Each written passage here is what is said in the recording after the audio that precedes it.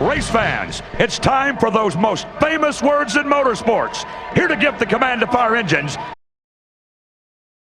Race fans, it's time for those most famous words in motorsports. Here to give the command to fire engines, please welcome our Grand Marshals, the Joseph family. Gentlemen, start your engines!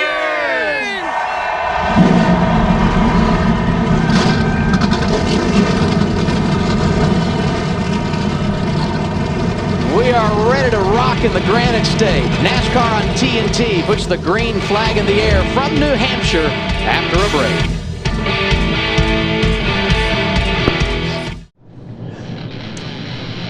For the 33rd time, the NASCAR Sprint Cup Series racing at the New Hampshire Motor Speedway.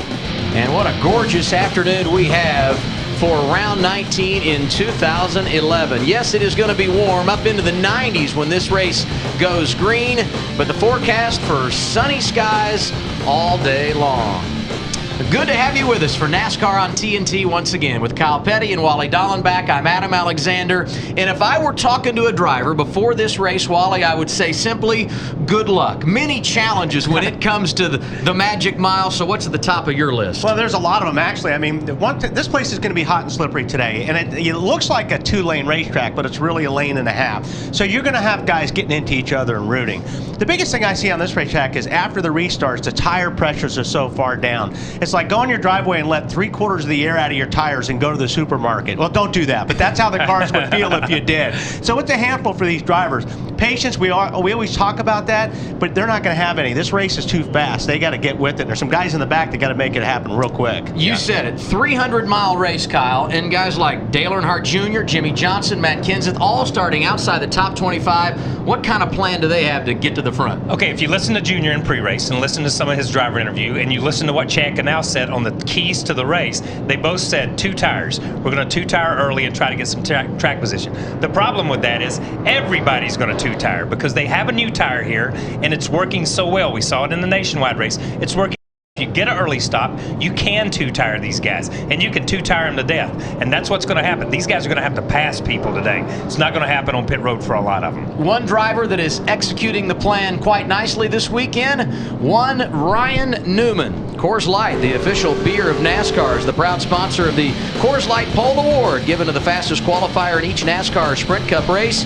And this week's Coors Light Pole Award winner, Ryan Newman, the 5th of his career here at New Hampshire.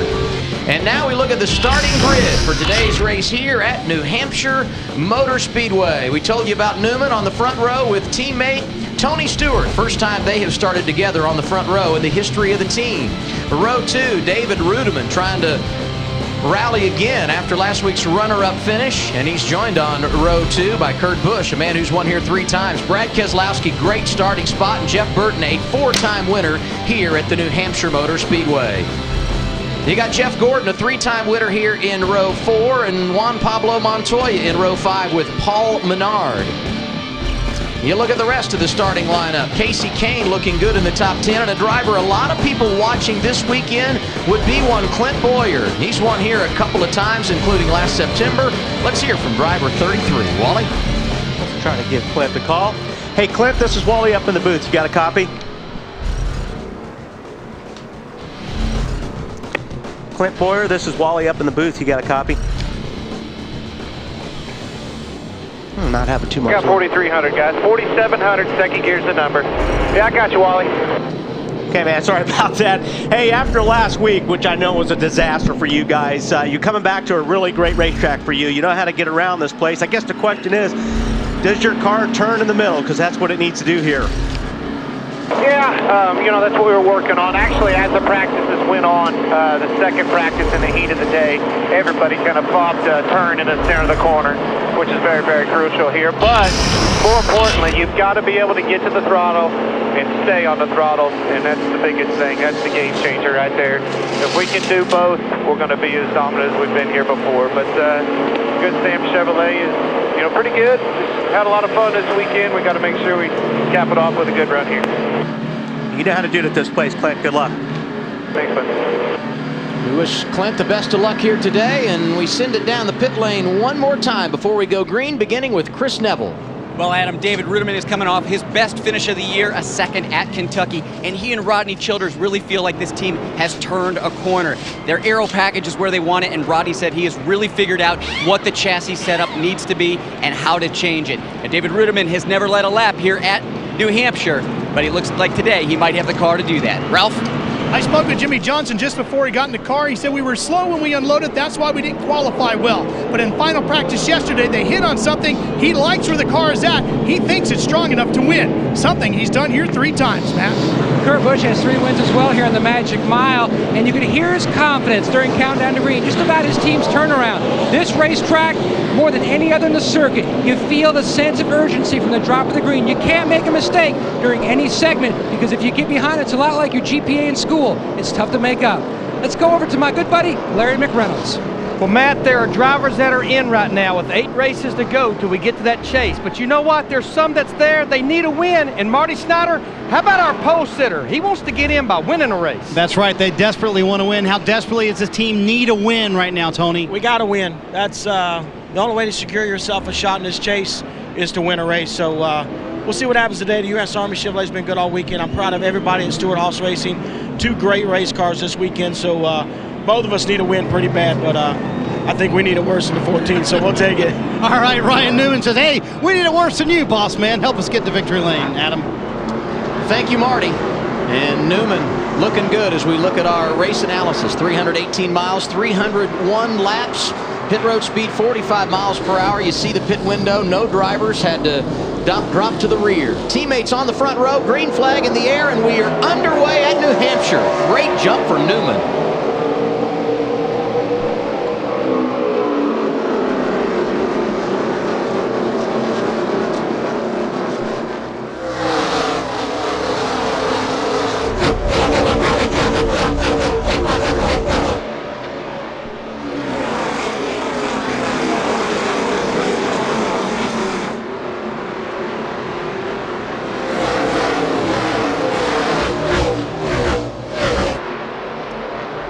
Kurt Busch early moved to the inside of Tony Stewart to the runner-up position. Kurt was good here in practice on Friday, good again yesterday, and I think driver 22 serving notice earlier. He came to play. I think Stewart's car is pretty good too, based on what I saw in practice. Those guys ran a long time, and there wasn't much of a fall off on that car. They ran within, I think, 0.3 of a second of their first lap when they ran like 50 laps on those tires. And I think, you know, at that point in time, Kurt got position on Tony. Tony just sees up. There's no reason for those guys to race for second and third side by side and let the 39 of Ryan Newman get away from him.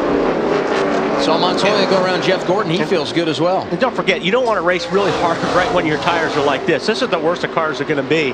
As the pressures come up and the cars start to feel better, you can start making moves like Tony is right now. But that first lap or so, you're just trying to get the pressures built up in the tires. Yeah, look at how.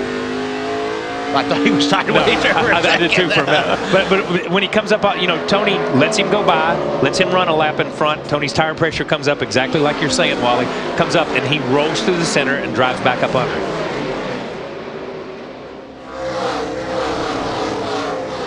David Rudiman, so good last week at Kentucky, a runner-up finish. He rides 4th in the early going. See Paul Menard in the top 10, and here's Joey Logano, his only Cup win coming here at New Hampshire, and he's working over Martin Truex Jr. inside the top 15. You know, we talked about it earlier. I mean, as we were talking about the race, you've got to make something happen in these first few laps. When you've got good tires, the pressure comes up. About the 3rd or 4th lap is really your best laps on these new tires. As the pressure comes up, you get the good out of them, then they begin to fall off and you just settle in. So these guys are making some moves early in the run where before they wouldn't.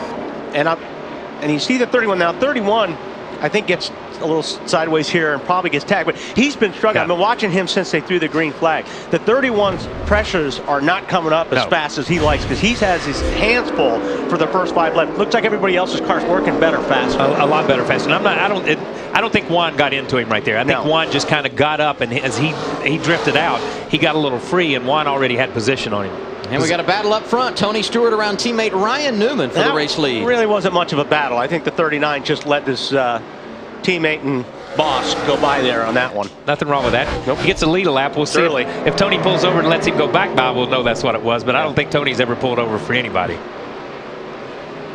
Newman and Stewart, two of the drivers that need something to happen this weekend or over the course of the next 8 races to solidify their spot in the chase, and both have been very good over the last couple of days here at New Hampshire.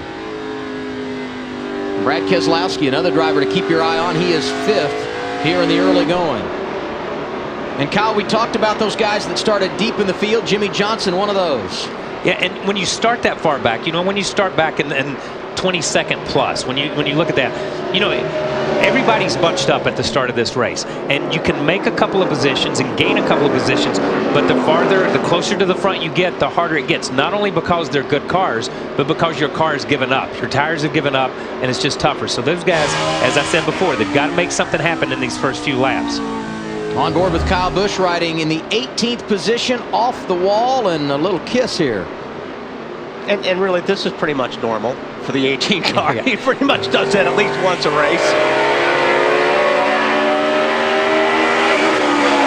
And Kyle, at the exact same place, if you remember Friday in practice, yes, where he hit the wall. Yeah, and it's funny. Wally picked him to win at Kansas or at Kentucky and said the only guy that's been in victory lane and through the grass and in the wall, yeah, and you picked him. And so he's already got his wall move right here. But you know what? I think that's just, he's absolutely just jumping on the get, trying to make something happen in these first 8 or 10 laps.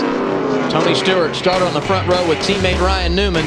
He grabbed the lead away at lap 6, and he's been out front ever since. 9 down here at New Hampshire.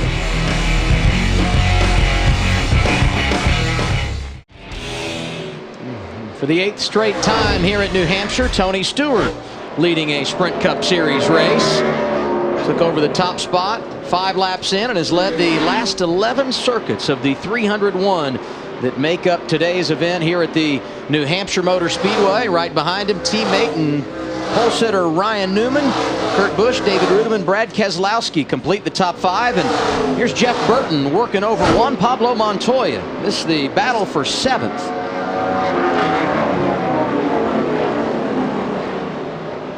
We saw, and Wally was talking about the Childress cars, we saw the 31 struggle when the race started, but we saw Montoya moving forward when the race started in the first 6 or 7 laps.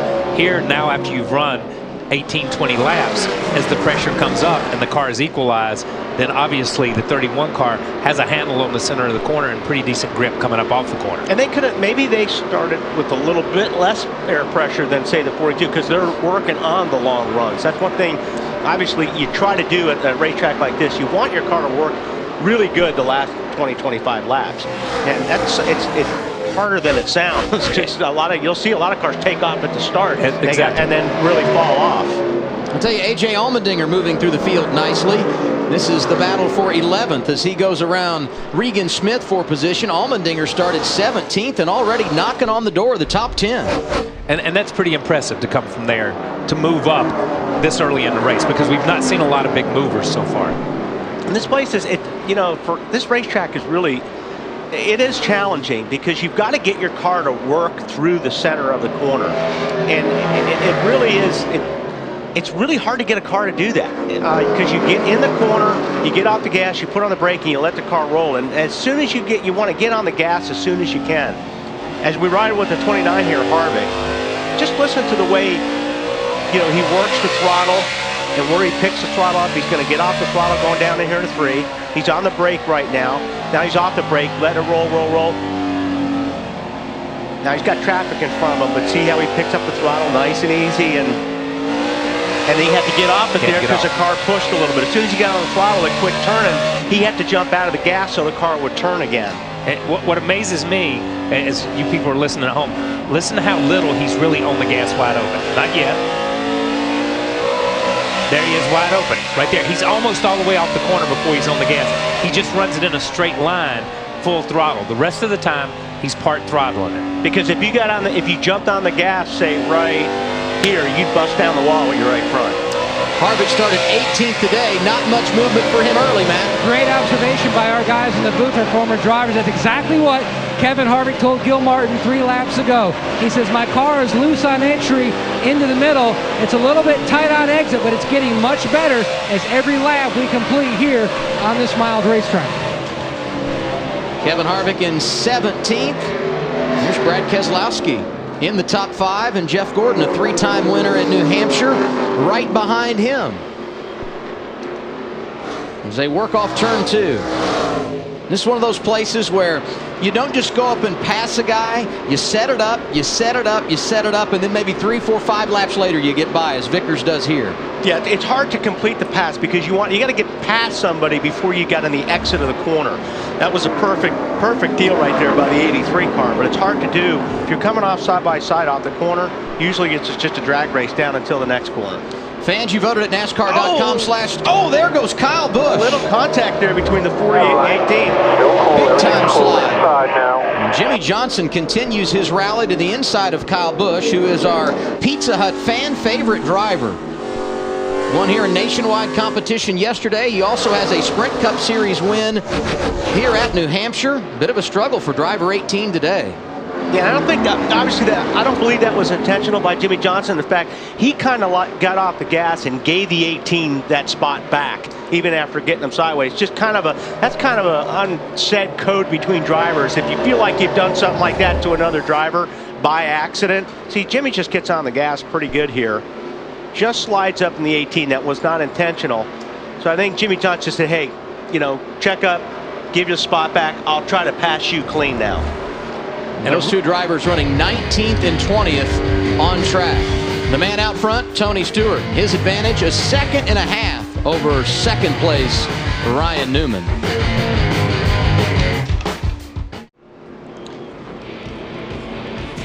NASCAR fans voted at sprint.com/speed, and they want to ride shotgun with Tony Stewart today. So we go on board via the Evo Cam. Check out NASCAR Sprint Cup Mobile and the Evo only from Sprint at sprint.com/speed.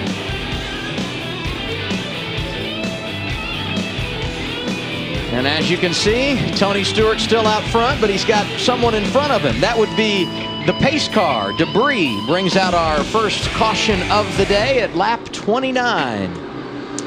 Pit road is open, and I am sure as we are just shy of halfway through a fuel run, we will see plenty of takers and plenty of different strategies. Chris Neville gets our pit coverage started.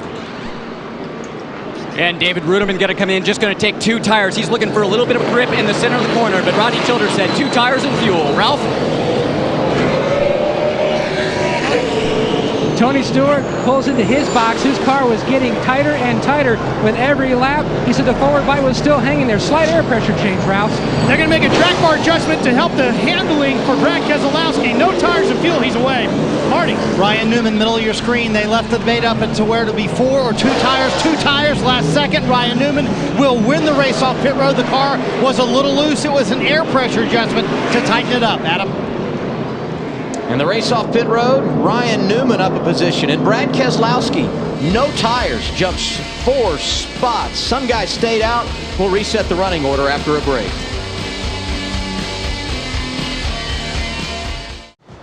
Cleanup complete of our first caution of the day. And today's green flag restarts presented by American Ethanol, American grown, American made, powering NASCAR. And this is what happened to the point leader when he made his pit stop.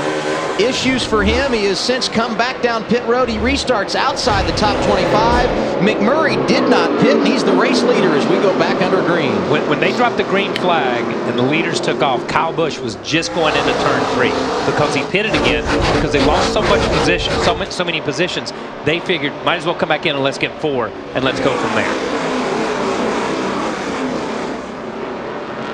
Kyle started 19th, and that's where he was running when the caution came out and he made his pit stop. And it's not been a good start to the day for the man who had the title lead coming in. He's scored in 41st position right now. And in the opening, we talked about guys gaining positions on 2-tire stops. Jimmy Johnson went in the garage or in the pits running 20th. He comes out running 22nd. He didn't gain anything on a 2-tire stop. It's the same thing with Dale Earnhardt Jr. Those guys had already said early on, we're going to 2-tire and get positions. Everybody's 2-tiring to get that position, so nobody really changed positions. But like you said in the pre-race, all right, come in 20th, let me go out 20th or better. He lost two spots, and you were pointing that out on the pit crew on the pre-race. And something guy's got to step it up. Something everybody watching right here is what Jamie McMurray did. Stayed on track, did not pit, gains the race lead, and we'll see how it balances as the run continues. Right now, he's under attack by the pole sitter, Ryan Newman, who took 2 tires on his stop and trying to get the lead, and here comes that Penske bunch right behind him. Well, you know the one car is going to be better because his pressures are up already, and these guys' pressures are just coming up. Once they get up, I think they'll pass Jamie pretty easy. But it's a good strategy call. You got to roll the dice because you never know where these yellows are going to work out. It could work out for the one car down the road, but he's going to have to come in for fuel probably in about 40 laps. These other guys aren't. And there goes Newman. He's got the lead again, Marty. And that's not what the rest of the field wants to see. Once the 39 and 14 got out from everyone else, they just really checked out on that last run. A little too loose, especially early in the run for Ryan Newman. Wally talked about it at the top of the show. When you have that low left front air pressure, it's a handful. So that's another reason to take 2 tires. You avoid that problem. That left front tire, normal air pressure. You got 2 right side fresh ones on. Ryan Newman hoping he can pull away from everybody, Adam. And his teammate Tony Stewart, who was leading when the caution came back, got cycled back a bit on those pit stops. Right now he's in the 4th position. And you know, good point by Marty. Kyle said it earlier. If you're gonna pass guys, the best time to do it, and as many as you can, is the first part after you make a pit stop. The first 8, 9, 10 laps, that's going to be your best opportunity because then everybody evens out, and it's really tough to make up ground on somebody. Kurt Busch talked about earlier how good he was in practice Friday and Saturday, and he's got something for Ryan Newman. Boy, he sure does. Here's David Rudiman to the inside of Kurt Busch's teammate Brad Keselowski. That's the battle for 5th. Off of 4, the battle for the lead. Busch trying to get a nose underneath Newman for the top spot. And that's the hard part right there. Just getting out the corner. And Newman just backed off the throttle and let Kurt go. It's early in the race. And if you're going to race something like that, all these guys behind you are going to catch up to you in a hurry. So that was a good move right there. And there's a mess behind him. How about Rudiman, Burton, Gordon, Menard, Keselowski? They're all there for position. 2 guys look at the 31 slide up the racetrack right there. He went in there, he got in there really hard, but the car definitely, you can see where it was losing grip and it slid up the racetrack, but it looks a lot better than it did at the start of the race. So they made some adjustments on that to help it in the short run a little bit. He started 6th, and that's where he's running right now. Jeff Gordon shown signs of being very good here today. He works to the inside of Keselowski for 7th in the running order. 24 car looks really good in the center. That car looks like it's cutting really well, and that's what you want here. See how that car roll? That's a perfect example of a car that's rolling well through the center over the 2-car Keselowski. So I think Jeff's got a good piece on him right now. I think some guys that have been impressive today, Kyle, you look at David Rudiman, started in the top 5. He's there now. We talked about Jeff Burton, and Paul Menard started in the top 10. All these guys maintaining their position early. And they're maintaining their position. And I think that's something that we don't usually see out of these guys. Sometimes they qualify real well and they drop by. But I think Paul, as we watch Paul and Brad, these 2 guys have stepped up the game. And you see Paul is rolling through the center of the corner right there. He rolled right in, made the 2-car of Brad a little bit free right there. But these 2 guys deserve to be in the top 10 and can run in the top 10 now and win races. And I think Paul's not far from winning his first. And now we go down to the Toyota Torque car, and Larry McReynolds, our crew chief. One of the big topics of conversation this weekend, air pressure. Well, Adam, you've heard Wally and Kyle talk a lot about air pressure buildup. And you build so much air pressure, especially at a place like New Hampshire Motor Speedway where there is so much brake heat. These guys actually on the left side tires, they will start them as low as 8, 9, 10 PSI. You can see they almost look flat here. Now, over the course of a long run, these tires will build 15 to 20 pounds. So this is what the tire will actually look more like after a long run. And the more air pressure you build up, the better it drives to a certain point. Now, how come if it drives bad that way and drives good this way, how come we don't just start it this way? Well, the reason, the more air pressure you build, the more it becomes like a basketball. And you know what? 4 basketballs versus 4 Goodyear tires, driver's not going to be very happy. Good catch, Larry. Yeah, you know what? I am so excited to see that TNT brought over Charles Barkley to do like our pit stuff right there. Really good job, Larry. But yeah, I tell you, that was a great shot of that left front that Larry showed us. I mean, that tire looks like it's flat, and that's how it feels. Those things, I mean, it's squishy when you're driving around this racetrack at a $130, $140. Big question this week about our race car drivers athletes. It appears to me crew chiefs are athletes as well. Yes, they are. Larry McReynolds playing ball and Kurt Busch playing with the field. He leads 46 laps in at New Hampshire.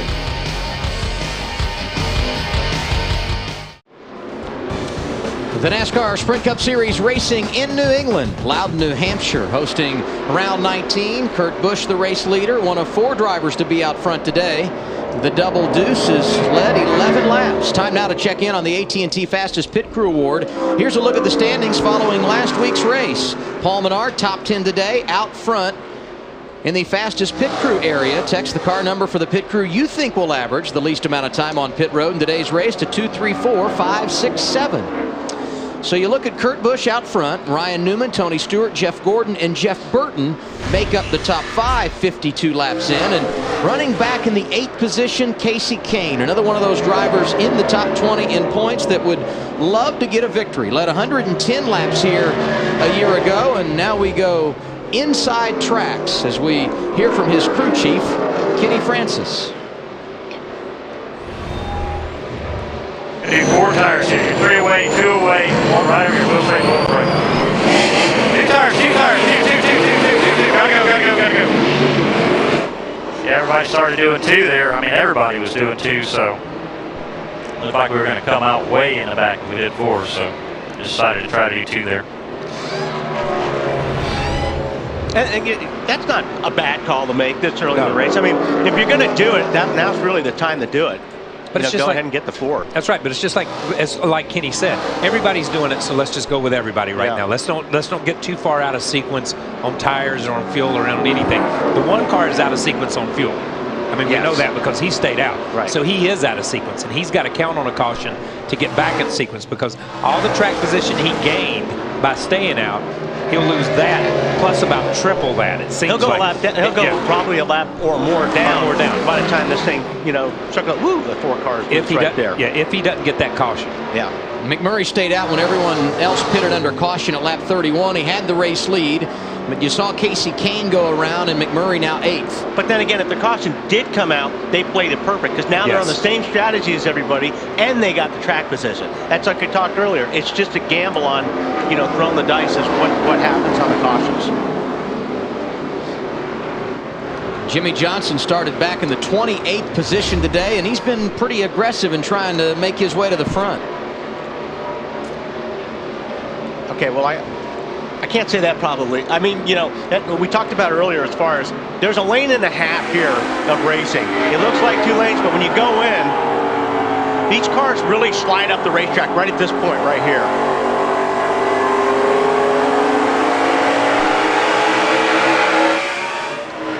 And just 1 lap later, Jimmy Johnson racing with Kyle Busch.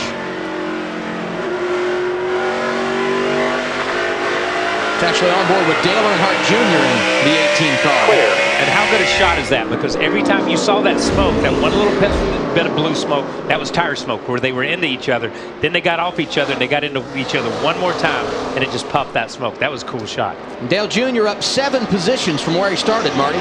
Yeah, he took 4 tires on that last stop at him. Not happy with the handling of the car. And on that little incident we just saw, he now has a left side tire rub on both tires. Steve Letarte said, hang in there as long as you can, bud.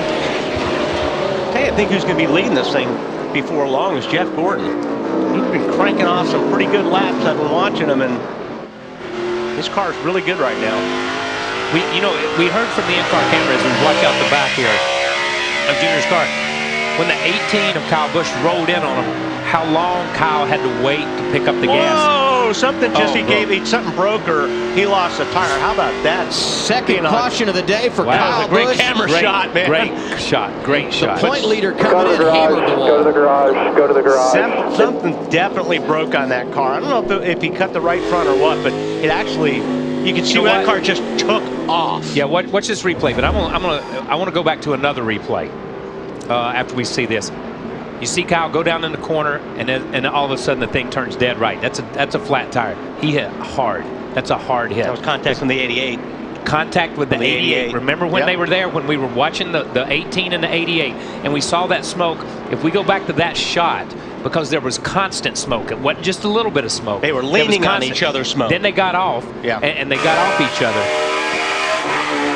Goes down in, you'll see the tire blow.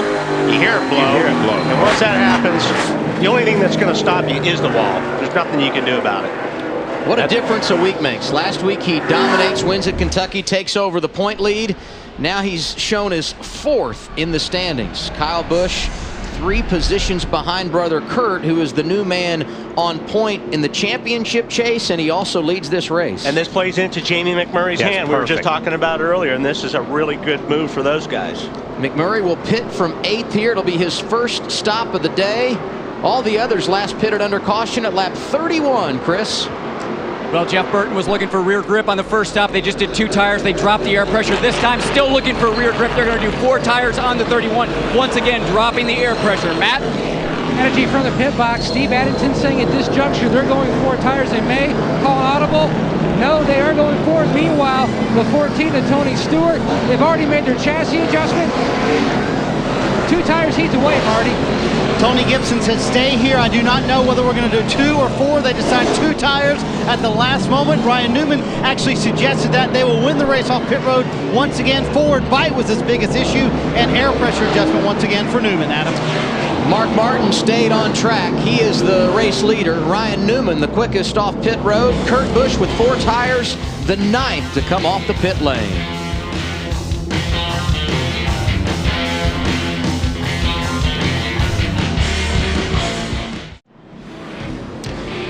Welcome back to New Hampshire. You can log on right now to NASCAR.com/TNT Million and enter the $1 Million Fan Challenge.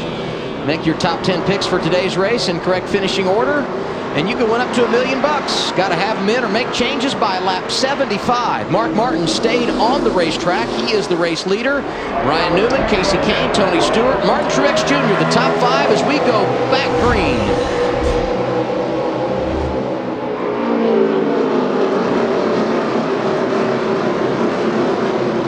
Those guys are really sliding around right now. That's a cool shot right there.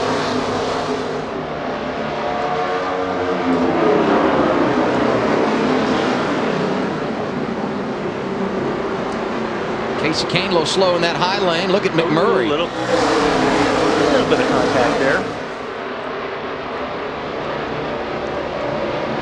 Martin Truex Jr.'s been solid today. He's in the top 5. Newman able to get around Mark Martin for the race lead. And as Newman pulls away, we go to the garage. Kyle Busch out early today, Chris. Yeah, Kyle Busch out of the car, not happy. Lots of damage on the right side. Kyle, what happened there?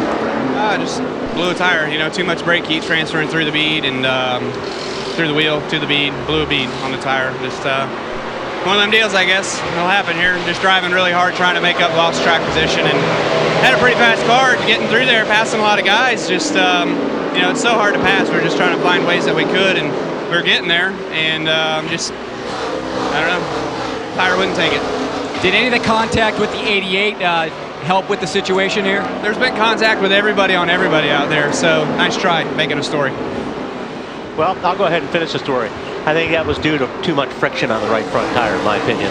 Yeah, he's driving the car, and if he says it's too much brake heat, then I got to believe him. But I think when you look at it, I mean, it's not a story. The thing is, he gets in, these guys get together, and like he says, a lot of contact with each other. You see these guys are together. You see that smoke? That's where they're together already. They get off each other, then boom, there's one more puff of smoke right there where they kind of get into each other. And when you run on somebody and you just lean your right side tire up against them and rub, eventually it is going to burn the bead, but it burns the outside bead off of the car.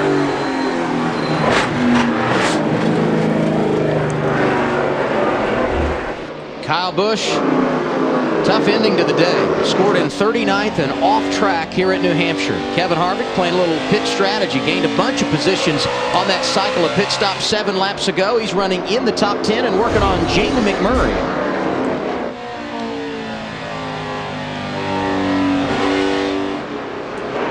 Outside. McMurray's got himself a good good track position, but their car's not working as good as these other guys. I mean, they got to keep adjusting on this thing in a hurry in order for them to capitalize on that track position that they got. And we talked about it early on, pit strategy and track position.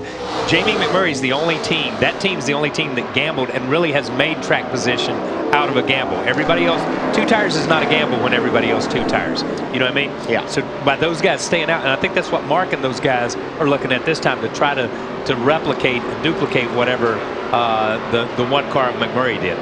We got David Reagan, who got his first career win a couple of weeks ago at Daytona, and Paul Menard looking for his first. Battling just outside the top 10.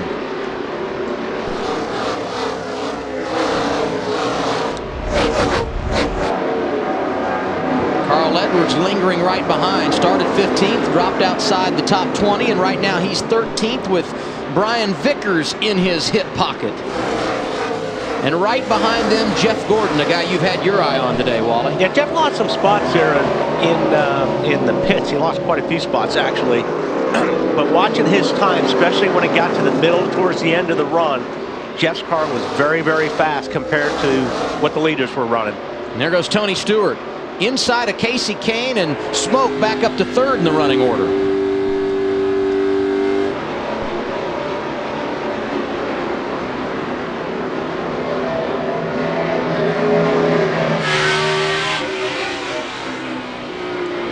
On board with Martin Truex Jr., riding in the 5th position behind Casey Kane.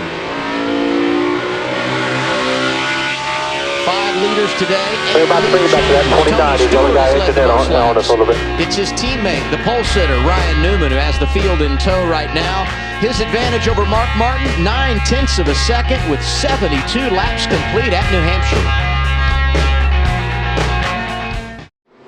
79 laps in at New Hampshire. Ryan Newman, the race leader. While we were away, Tony Stewart around Mark Martin for 2nd in the running order. Casey Kane, Martin Truex Jr. make up the top 5 as we put lap 80 on the board. And back in the 27th position, Dale Earnhardt Jr. right where he started today. He's dropped to 10th in the standings. So what are they fighting, Marty? It has been everything, Adam. Dale Jr. is very unhappy with the handling of the race car. He said it's been loose for most of the day. Finally, on this most recent run, he said it's finally tight, but now it's way too tight getting into the corner. He also got on the guys, and Steve Letarte saying, we have got to stop taking 4 tires. I'm passing the same people every time I come back on the racetrack. Let's get on the same strategy with everybody else. I'm sure, Kyle and Wally, that's frustrating, passing the same guys on every different run, isn't it? Yeah, especially when you pass those guys and they're taking 2 and you lose all that track position. And you know, I've been watching his times. His times aren't terrible. I mean, he's back there in traffic. So, you know, I think if they can get track position, but, you know, you say that about everybody. Man, I'm just looking at the times these guys are running. Everybody is so close right now. But they do. In order for them to, they got to pick up 25 spots to be in the show. Mark Martin, who did not pit when everyone else did at lap 61, loses another spot. That's Casey Kane going around Mark Martin for 3rd. And Kyle, we talk about Dale Earnhardt Jr. and his situation, but so many other guys in a similar spot. Clint Boyer, Brad Keselowski, Matt Kenseth, all back deep in the field. Juan Pablo Montoya, because they lost track position and now can't get it back. And can't get it back. And because everybody has been having 2-tire pit stops, then they can't gain it on pit road. So they have to do it on the racetrack.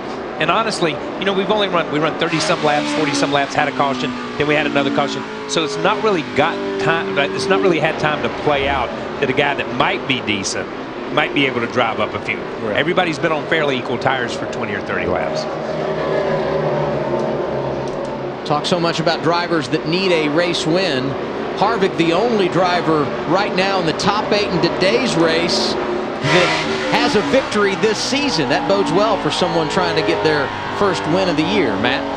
And the big concern early on this morning for that 2019 was being just too free on exit. Right now, it's almost been the opposite. He's been free on entry, tight from the center off, and made a significant wedge adjustment on the last stop. Harvick right now just riding along the 6th position like so many other guys. You're just kind of stuck in a certain lane of traffic like you're on the interstate. You can't go anywhere. Looking ahead to their next pit stop. That's a great shot there. Back at 24 car, Jeff Gordon. His car is not as good as it was earlier. It doesn't look like. It looks like Jeff's car is a little bit tight. He's going down the corner, and it's not turning as well in the center, but it's still better than a lot of other guys out there. And what's impressive to me, Wally, about what Jeff Gordon has done, he was around 20th after that last pit stop. He has driven back up into the top 10.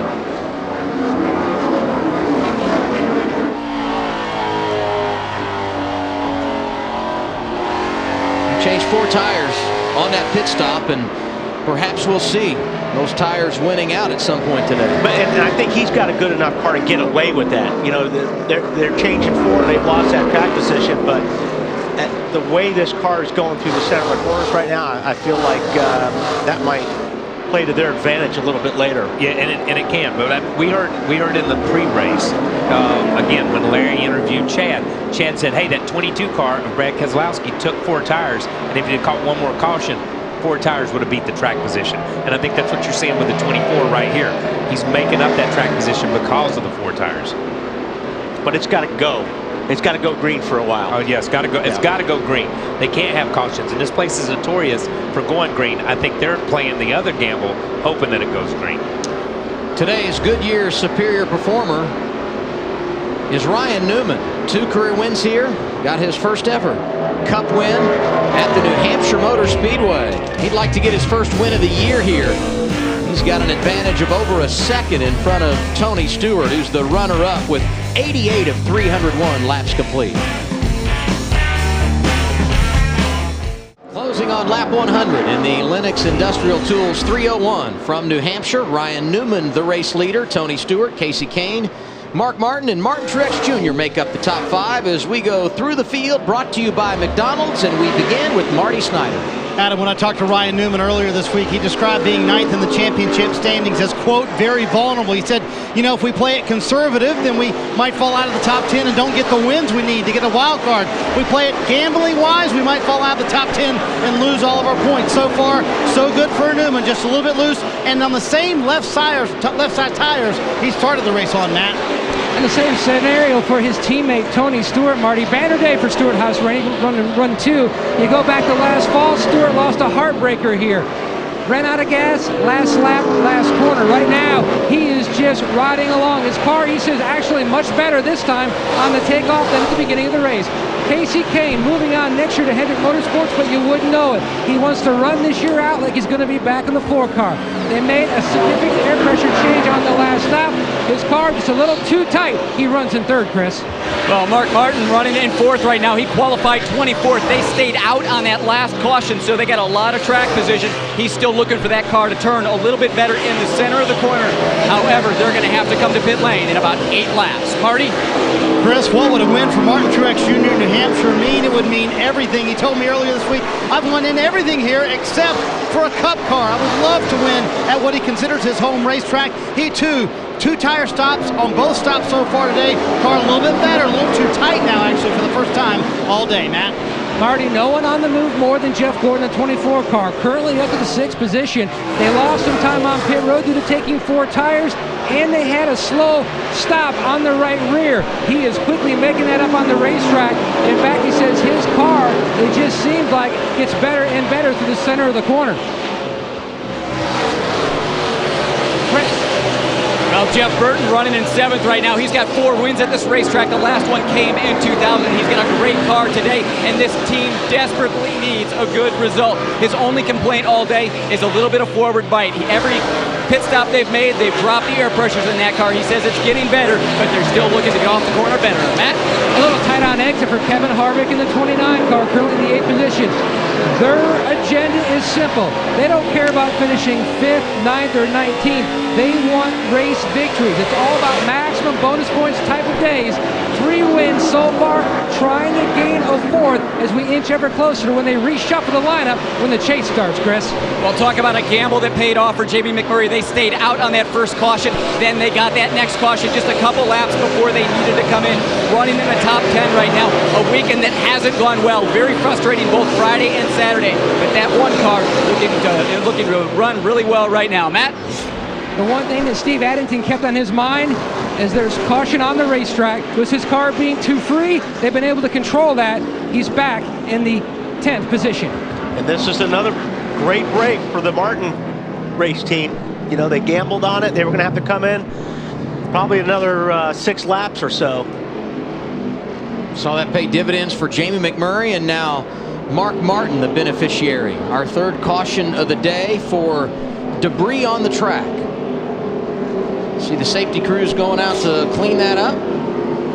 Our pit reporters took us through the top 10. Last time everyone pitted, lap 61. It's been 39 laps, well over halfway through a fuel run, so I would anticipate we'll see him again, and once again we'll see a number of different strategies here, Wally. Well, I think the 24 car will just take 2 this time, and if he does, he could, well, he's already sitting in 5th spot, so guys look pretty good right now. And this is where you try to map it out, so when you make that last stop, you're cycling to take 2 tires or no tires for that run to gain track position. But does Mark have to take 4 now? Because he stayed out, so he can lose a little bit of that back. Pits are open. Pit stop's coming at lap 101, Chris. Yeah, this team got really lucky. You see that caution flew. All big high fives for the entire team. Mark Martin brings it into the box. It looks like it's going to be 4 tires on the 5 car. Going to do fuel tires. He's still looking for the car to turn a little bit better in the center, but Lance McGrew telling him that he was quicker than leaders, doing the left side tires. Matt? And the 4 car of Casey Payne, 2 tires, he's already away. He felt like his left sides were working well. They called an audible for Tony Stewart when he was on pit road from 4 tires to 2, knowing so many cars would be taking 2. They didn't want to lose the track position, Marty. And Matt, a sneaky call from Tony Gibson, who called for 4 tires the entire time. And Ryan Newman knew the entire time he was only taking 2 tires, half a round down on the track bar. They kept those left side tires on. That's now 101 laps on those left side tires. This could get interesting. Shows you how important that track position is, right, Adam? The top 10 come off pit road, Marty. All of them took 2 tires. The race leader, Jimmy Johnson, he stayed on track. Third caution of the day cleaned up at New Hampshire. Green flag back in the air. We complete lap 104. Jimmy Johnson stayed out and is the race leader. Boy, that was a great restart. Had a little help from Casey Payne on that. Pushed him down the straightaway. And these guys are banking. They've got to come in the 30 laps. Jimmy Johnson. These guys are banking a caution coming out in the next 30 laps. Yes. In order for this gamble to help. Yeah, the 48 car is in the same position that we talked earlier that the 1 car of Jamie McMurray is. They need that caution to keep that track position. And we are at a stage of this race where we are just due for a long green flag run. You know, last year in this event, we went 200 consecutive laps under green without a caution, and we've already had 3 in the first 106 laps here today. And he doesn't need a caution like right now. No. He needs it, you know, 20 laps or 25 laps from now. Exactly. You need to run a few laps, and at some point in time, we're going to have to go to our man Larry McReynolds. Not right now, but at some point in time to sort out this 2-tire, 4-tire, because Jimmy has 4 tires because he changed 4 previously on the pit stop previous to this last one. And guys like Stuart Newman have not changed their left sides yet, which, if we get into a green situation, could bite them later, because they're going to have to change 4 when everybody else, like Jimmy Johnson, comes in and changes 2. So that's just, again, you never know what's going to happen on this thing. No, so it's a crazy rotation and a crazy cycle, and it's the reason being Goodyear brought a new tire this year. Yeah. And it's a totally different tire than these guys have raced on. They watched the nationwide race and watched how it played out, so they're willing to go off that strategy and some of the same gambles that the nationwide guys took yesterday. Jeff Gordon managing things well today. He has worked his way back up to 7th in the running order, Matt. On the move, like you mentioned, up to 7th, like so many others in the top 10. Adam, he took 2 tires the last stop. It's not been a problem-free day, though, for the 24. We told you earlier, issues on pit road. He lost a few spots, and then he was dealing with a problem that he has since fixed by going to his backup battery. But this is some of the communication from the 24 radio. We got a problem. All the gauges going haywire. I think I've got no volts. Can you see the volts? Can you see the voltmeter? The gauges won't work. They're all at 0. Volts are showing 0, but it keeps cycling, and the thing's missing right now. Get a battery ready here, guys. Get a battery. Get a battery too, bud. See if it comes back. Battery 2.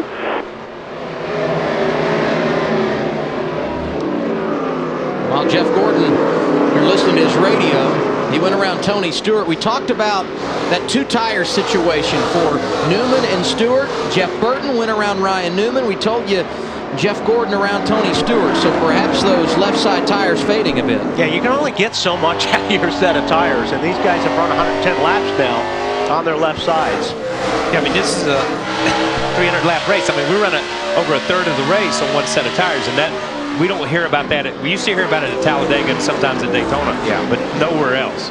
What do you see with Kurt Busch, Larry? Well, I like what he and Steve Addington are doing because they've been going with the 2 tires, 4 tires, 2 tires. They changed 2 on that very first caution at lap 31. Then they went with 4. And on this last caution, they went with 2 there. But I think what these guys are going to have to be careful. I don't think you want to be put in a box and then the last 100 to 125 laps have to change 4 tires. I think you want to keep fresh enough left side tires on the car that once we get to about 125, 100 to go, you know you've got one more stop to make. You can do that by just putting 2 right side tires on. Or if it's green, gas and go. Especially if it's late. We saw a lot of that yesterday in the NNS race. Yep. We haven't talked a lot about Casey Kane today. He's been in the top 10 all afternoon. This has been a track that's been pretty decent to him, and here he is going after Jimmy Johnson for the top spot. And he has run this 48 car down, but as we watch the 48 and the 4 of Casey Kane, right to the right of your screen, you'll see Jeff Burton peeking in. And Jeff Burton's not been this close to the lead all year long, or in a pretty good while, so that's pretty impressive. Burton hadn't had a top 10 since last October at Martinsville. I mean, this team desperately needs something good to happen. And Kyle, just as you talked about it, here comes the 31 joining Johnson and Casey Kane, a trio out front. And I don't know what they've changed on that 31, but when the green flag dropped at the beginning of this race, that 31 looked like junk. Yeah. So whatever they've done during the pit stops, they've done a good job, and they've got him in the right direction. And this is one of those tracks. This is probably one of Jeff Burton's best racetracks. I don't care if he came here in a wheelbarrow, he would get around this place fast. He's won here 4 times, more than any other. Led every lap here in 2000 when he went to victory lane. And he opens up the inside on Casey Kane. This is the battle for second. What are they saying in the 31 camp, Chris? Well, obviously, Jeff Burton very happy with that race car. You were wondering what they've been up to. Pretty much just dropping the air pressure in that car. And like Larry Mack was saying on the 22, they've also been going with that 2-tire, 4-tire, 2-tire strategy. That last stop, just 2 tires. Ooh, slid up just a little bit too much there in the 4 car. Wow, good job by both those guys. A little crossover move for Kane. He gets the second position back from Jeff Burton. Yeah, Jeff did a great job. He got up into Casey and then had to overcorrect and correct it. Casey got on the brakes really hard to give him plenty of room, and then he let him back in line. That's a great example of 2 drivers getting into each other, not on purpose or anything, but actually giving and taking and allowing each other to save the car and come back. 2 guys you can tell have a lot of respect for each other. A lot of respect for each other. That was a good show. My respect for Jeff Gordon is going up. He's gotten around another one. He is now 4th as we look one more time at the situation between Burton and Kane. It's just sometimes you just got to drive it in just a little bit harder when you're down on the inside, which Burton does. But then his car starts to slide and he loses traction. It just slides up just a little bit, makes a little contact. But as he was saving it, the 4 car was a lot faster because Jeff Burton was saving it. Went right back around, and Jeff wasn't going to fight him too hard on that. That was good for Jimmy Johnson, who has stretched his advantage a bit. How about 0.2 of a second over Casey Kane, Jeff Burton, Jeff Gordon, Ryan Newman, the top 5. We completed 117 laps here in Loudon, New Hampshire. We have a new race leader here at New Hampshire. While we were away, Casey Kane to the inside of Jimmy Johnson for the top spot. And Jimmy's going to need this caution in about another 10 laps in order for this strategy for those guys to work in their favor. If not, they're going to have to come in and make a pit stop under green. And again, you make a pit stop under green here, you can lose a lap. Yeah, because pit road, it's a long pit road. The corners are so slow, you have to slow down so much to even get into the pits. Yeah. And then when you leave, you can't accelerate as fast as you can at other mile and a half racetracks. And right now, he's struggling. As you see right now, he's losing a lot of time. In this next 10 laps, he's going to lose a lot more track time on Casey Kane. Yeah. He was leading just 2 laps ago. Now he's almost 2 seconds behind. It's just a couple laps. Both Gordon and Burton have gotten around Jimmy Johnson, Ralph. Well, it's all risk reward, isn't it? That was the gamble. How long could they stay out before the yellow came out? They're going to have to pit now at about 10 laps and come in. The last time they pitted, guys, was on lap 59. They've been begging him to save fuel. Hang in there as best you can. Keep your fingers crossed for that yellow flag. As they run on track, Jimmy Johnson is taking over the championship lead, but that will likely go away when he makes this green flag pit stop. As Ralph said, it's now around 10 laps away. And the reason Johnson the point leader, because Kyle Busch behind the wall, and we're about to have a new leader, your man Jeff Gordon to the point wall. Yeah, I've just, like I said, watching him even early, his car just looks so good through the center, which is the key here in New Hampshire. And well, he just charged to the front and just see ya. And when he made that pass, he rolled, just as you say, he rolled incredible through the center of 3 and 4, but had that thing pointed straight when he came up off the corner. As the 4 car drifted out to the wall, the 24, Jeff Gordon just drove straight by him on the inside. Nice work, bud. Volt check, please. Just a tiny bit less than the last time, but almost the same. You know, Jeff Gordon's got Alan Gustafson on the pit box. You heard him talking there. Oh, Alan's been pretty good at New Hampshire. He had a win here with Kyle Busch back in June of '06 and helped Mark Martin to his last Sprint Cup Series victory in September a couple of years ago. And Kane going to be his teammate next year at Hendrick Motorsports. I'd say somewhere Rick Hendrick is smiling. He got the top 2 in this race when you look at Kane on the way and Jimmy Johnson a couple of spots back and forth. Let's not forget about this little voltage issue with the 24. Yeah. I mean, he's got clear racetrack in front of him, but this could be an issue for these guys. Well, you felt like it was a matter of time before Jeff Gordon was going to get the race lead. And now that he's got it, he is pulling away from Casey Kane. At the line, his advantage, 0.8 of a second. Kurt Busch running in the top 5. He's gotten around Tony Stewart here for position. In fact, Stewart and Newman, who dominated the first 100 laps of this race, on the same left side tires that they started the event with, they're 6th and 7th right now. Everybody behind old driver 24. Already a couple of wins this year, and he's trying to become the 3rd to get the hat trick. He leads 129 laps in. 15 laps away from the halfway point in today's Lenox Industrial Tools 301 at New Hampshire. Jeff Gordon leading the way, a 3.2 second advantage over Jeff Burton. Kyle Busch, the point leader coming in today, returns to the track after spending 76 laps in the garage.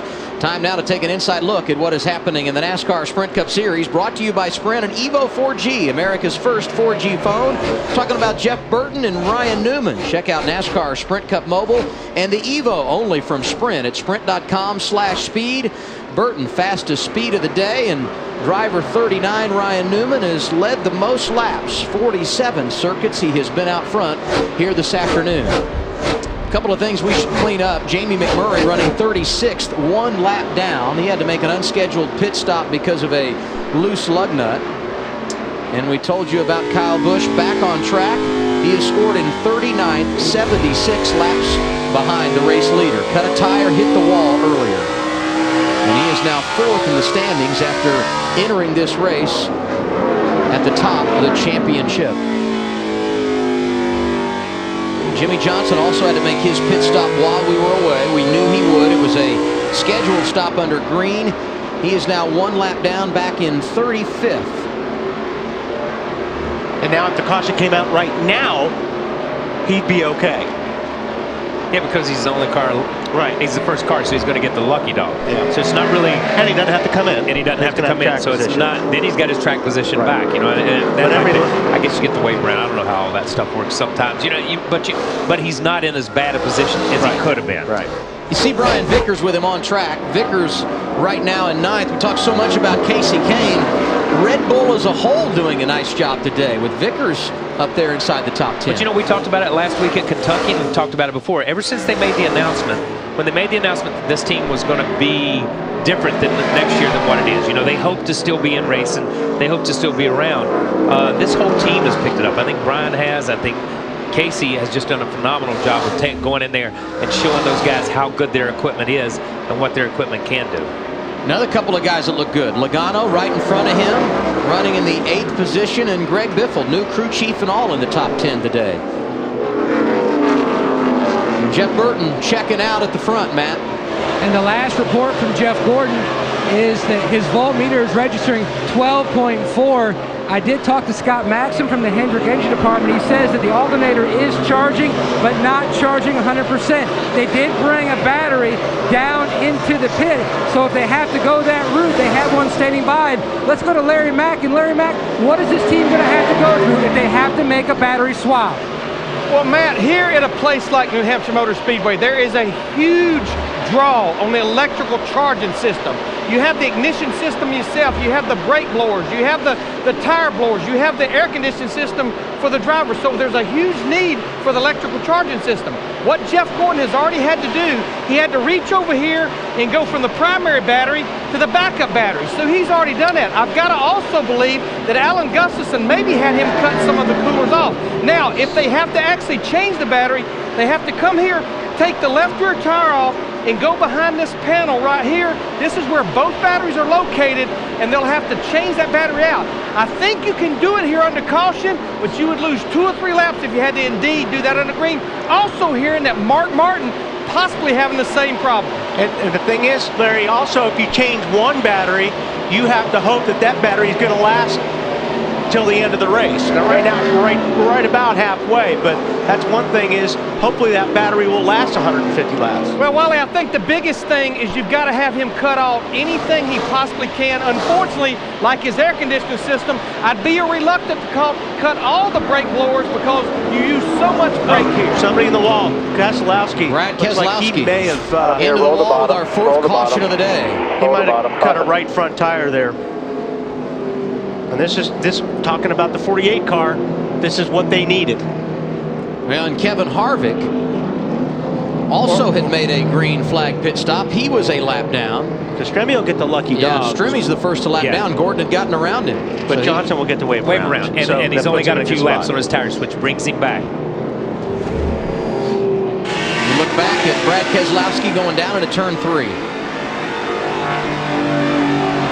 Same thing, you know, and Kyle Busch talks about it earlier. Yeah. This is the point of the part of the race where you do get those beads to start melting on these things. When you have long green flag runs and you're used in the brakes like these cars are right now, that's when those things get really hot in the right front. Yeah, you know, I guess we were wrong when we said that Kyle and those guys that got together. I think they had got together, but I think Goodyear confirmed that he did blow a bead. It's just hard to believe you blow a bead that early. Kyle must have just been driving the wheels off of it on the brakes. But you see, and when you see the picture of Brad, when the air comes out of the tires, it just blows the hood up. I mean, it's really funny the way it looks, but that's a hard hit when you go down in that corner and that thing blows like that. Pit stops lap 145, Chris. Yeah, Jeff Burton, great car right now. They've been on this 2-tire, 4-tire, 2-tire strategy. So this time, Todd Merritt, you're saying we're going to go 4 tires, no changes. So just 4 tires and fuel. Matt? And the 24 came to a stop, and right before he was mentioning about it being hot and they were going to get some ice. He goes, no, the car is running hot. No chassis adjustment for Gordon on this stop, but 4 tires, Ralph.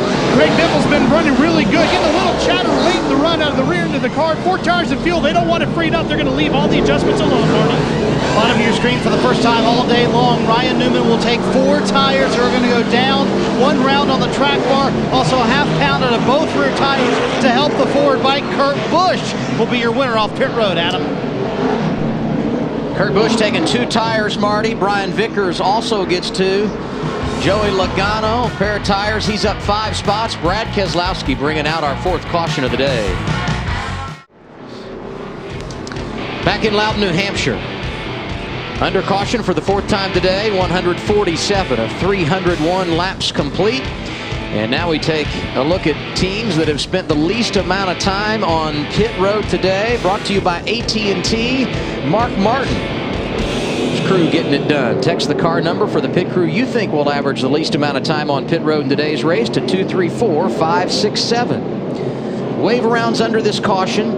Jimmy Johnson, Jamie McMurray, and Kevin Harvick, the notables that go back on the lead lap, and when we restart, they will be 30th, 31st, and 32nd in the running order. Kurt Busch, Brian Vickers, Joey Logano, David Rudiman, and Juan Pablo Montoya, the top 5 in the race off pit road as we gear up for the restart. Jeff Gordon was leading this race when the caution came out. He restarts in the 10th position.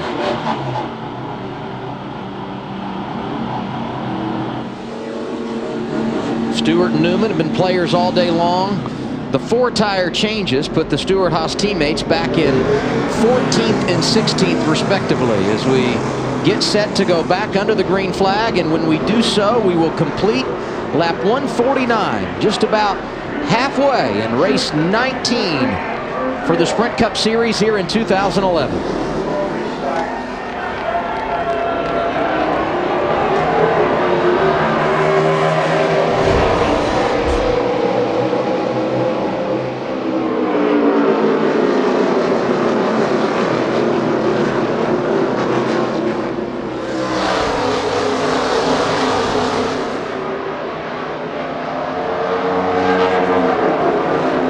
Busch, great restart. Jumps out in front of Brian Vickers.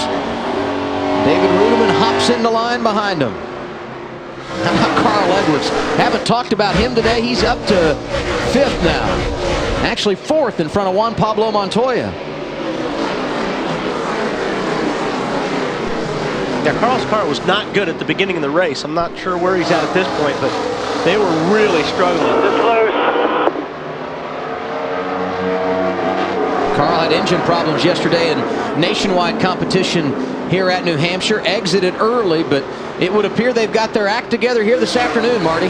I would say they're going back towards the front. A close call on pit road with his teammate Matt Kenseth. They made a little contact. Didn't damage the 99 car, but Carl took 2 tires on this most recent stop. The car has been loose for most of the early runs, and you heard him a moment ago on the radio say loose once again to Bob Osborne. But remember, an experimental setup today for Edwards, so they're hoping to see some fruit from that this afternoon, Adam.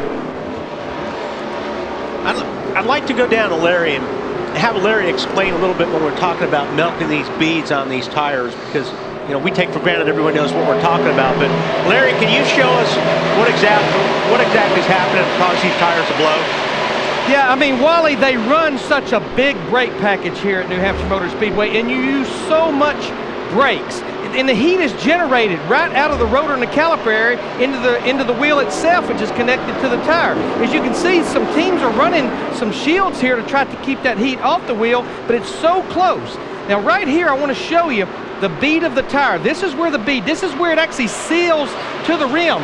All of that brake heat gets transferred to the wheel itself, and then pretty much it just melts that bead and the tire goes down. A lot of teams are using these blowers to blow air there. That's one of the dilemmas at the 24 and the 5. They don't want to cut these blowers off because they don't want to melt the bleed. But one thing, Wally and Kyle, you know this, a bad handling car is going to use a lot more brake and be more on track of burning this bead and cooking this bead. Yeah, that's exactly right. I was going to mention that, Larry. When your car's not handling, you use more brake to get the car to set.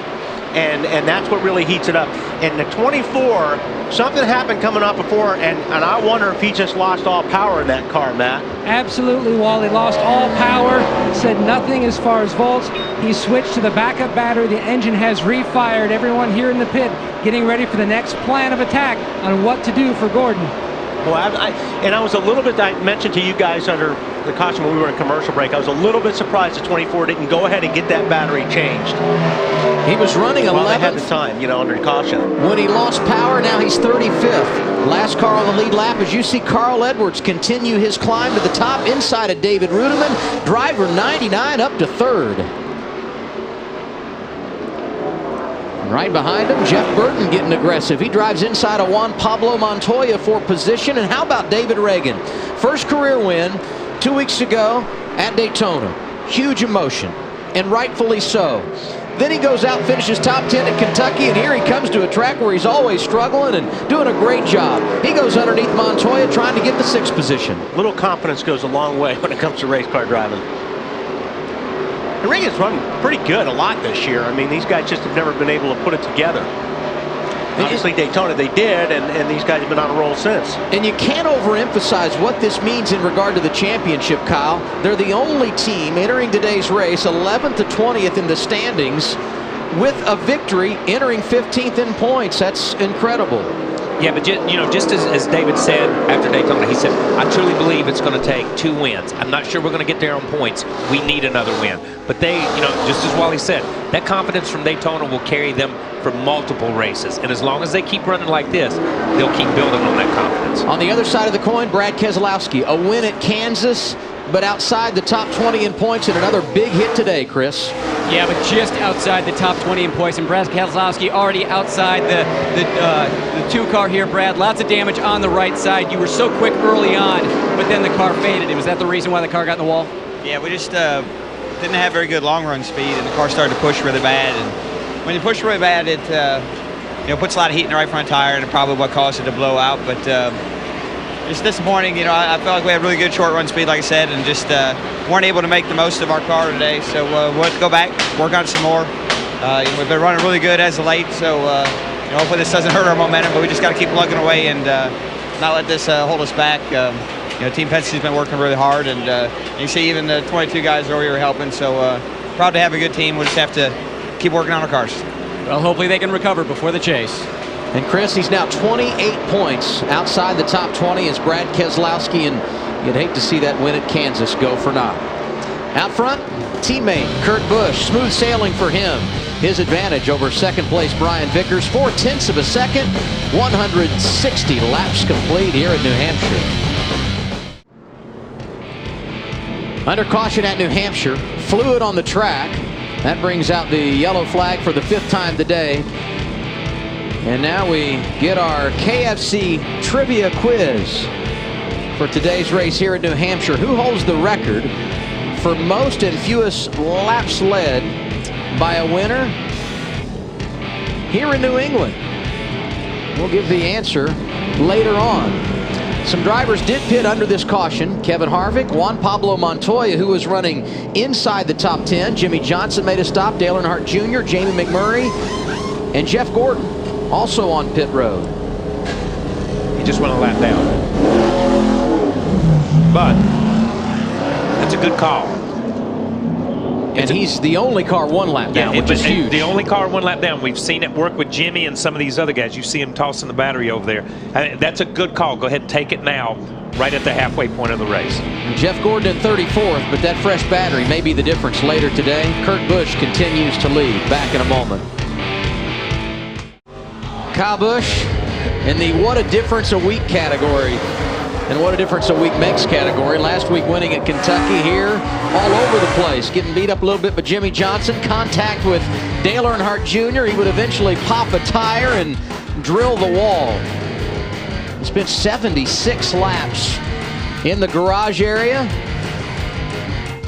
Yeah, now on pit road, 75 laps down. He hit everything you could hit today, including pit lane too fast. Too fast. But he did make up a lap. He was the lucky dog. Now he's only 74. No, he's back to 75. He did make up a lap, though. He's in 37th position and has dropped to 4th in the standings. Larry? Well, I'm looking at some notable drivers that pitted under this caution at lap 162. In particular, Juan Pablo Montoya, Jimmy Johnson, and actually Kevin Harvick, who did fuel only. If they can go 70 laps on fuel, those drivers can make this race on 1 more stop, pitting somewhere between lap 230 and 235. Everyone else, they're going to have to make 2 more stops. So I think the strategy has started as we're well past the halfway point. And those drivers that pitted, Larry, Harvick being the first of those, he's 23rd in the running order, and Jeff Gordon comes back down pit road. He is a lap down, but they're going to top off his machine, and that could pay dividends if we get a long green flag run here. Of course, what the 24 really wants is a quick caution to put himself right back on the lead lap. So we'll go back green as we complete lap 168 of 301. Kurt Busch and Brian Vickers on the front row. They are 1-2. Carl Edwards, Jeff Burton, David Rudiman make up the top 5. David Reagan, Joey Logano, Mark Martin, Casey Kane, and Ryan Newman, your top 10. Newman has led more laps than anyone today, 47. He's been out front. Green flag back in the air in New Hampshire.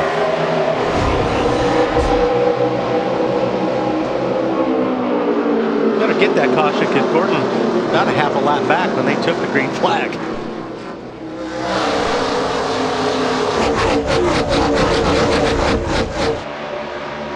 Kurt Busch able to sneak in front of Brian Vickers. And there's David Rudeman working to the inside of David Reagan. Hey, Carl Edwards, got to give some credit to that team. Struggled yesterday in practice, started 15th today, dropped outside the top 20, and here he is going for the runner-up position. But I think they dropped outside the top 20 because of tire strategy. And you see, got down in there, the car got a little free, got a little loose. Still there. And he bounces off the side of the 83. We've seen that multiple times today. But I think Carl and those guys lost their track position because they were one of the first teams to go to the 4-tire strategy. Back and forth, back and forth. Now, there have been a lot of guys that moved up and down the leaderboard today, and it's been very misleading because of what Kyle just documented. Varying strategies. He's not quitting on the 83 of Brian Vickers. And David Reagan feeling a little bit aggressive behind Jeff Burton as well. This from 2nd to 5th. And we got trouble. Denny Hamlin goes around, former New Hampshire winner. 6th caution of the day, and Andy Lally also spinning behind. Don't know what happened with the 11th. Andy's rear bumper's messed up. Back there. Yeah, 78 went on the apron, got into it. Hamlin was running 17th. The 40s, or the back damage.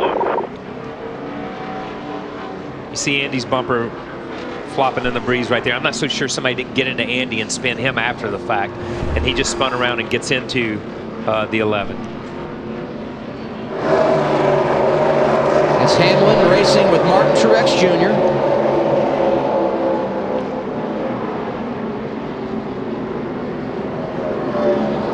Looks like the 42 got in the 43 and the 43 got in the 11. Yeah, that was just an accordion. I mean, they all got in there, and I think the 11 kind of checked up a little bit to stay off the car in front of him.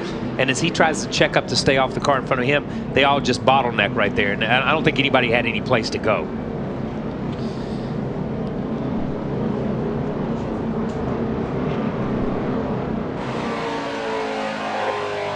You see the 42 right here. Boom, the 42 hits the 43 that gets in there. Inside corner, stay high, stay in it, inside. And who's happy to see this caution? 24 is very happy. Yes. Jeff Gordon back on the lead lap. 6th caution of the day. 172 laps complete. And Kurt Busch is your race leader.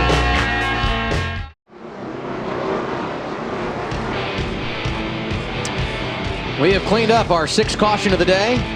Getting set to go back under green. Kurt Busch, Brian Vickers on the front row as we put the green flag back in the air here at New Hampshire.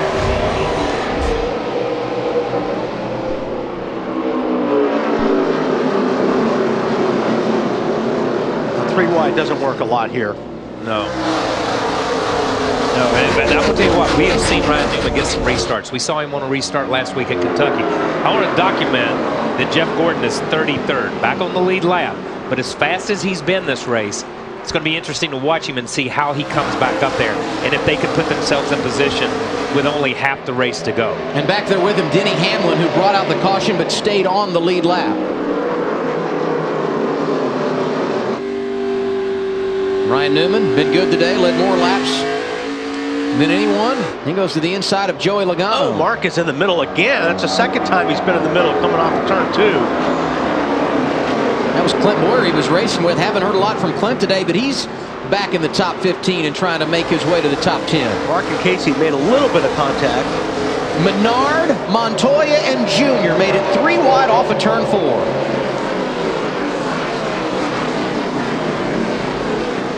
Pretty good. They could do that on these tires. I'm not sure they could have done it 15, 20 laps into it. But they gave each other plenty of room. As you saw, Juan gave Junior plenty of room, and Menard gave Juan tons of room. And this battle right here for the 15th taking position. A look at Vickers. Burton's been there all day long. And this for 2nd. Burton set him up, exiting turn 4, and looks like he's going to finish the job through turns 1 and 2. The new runner-up, Jeff Burton in the 31.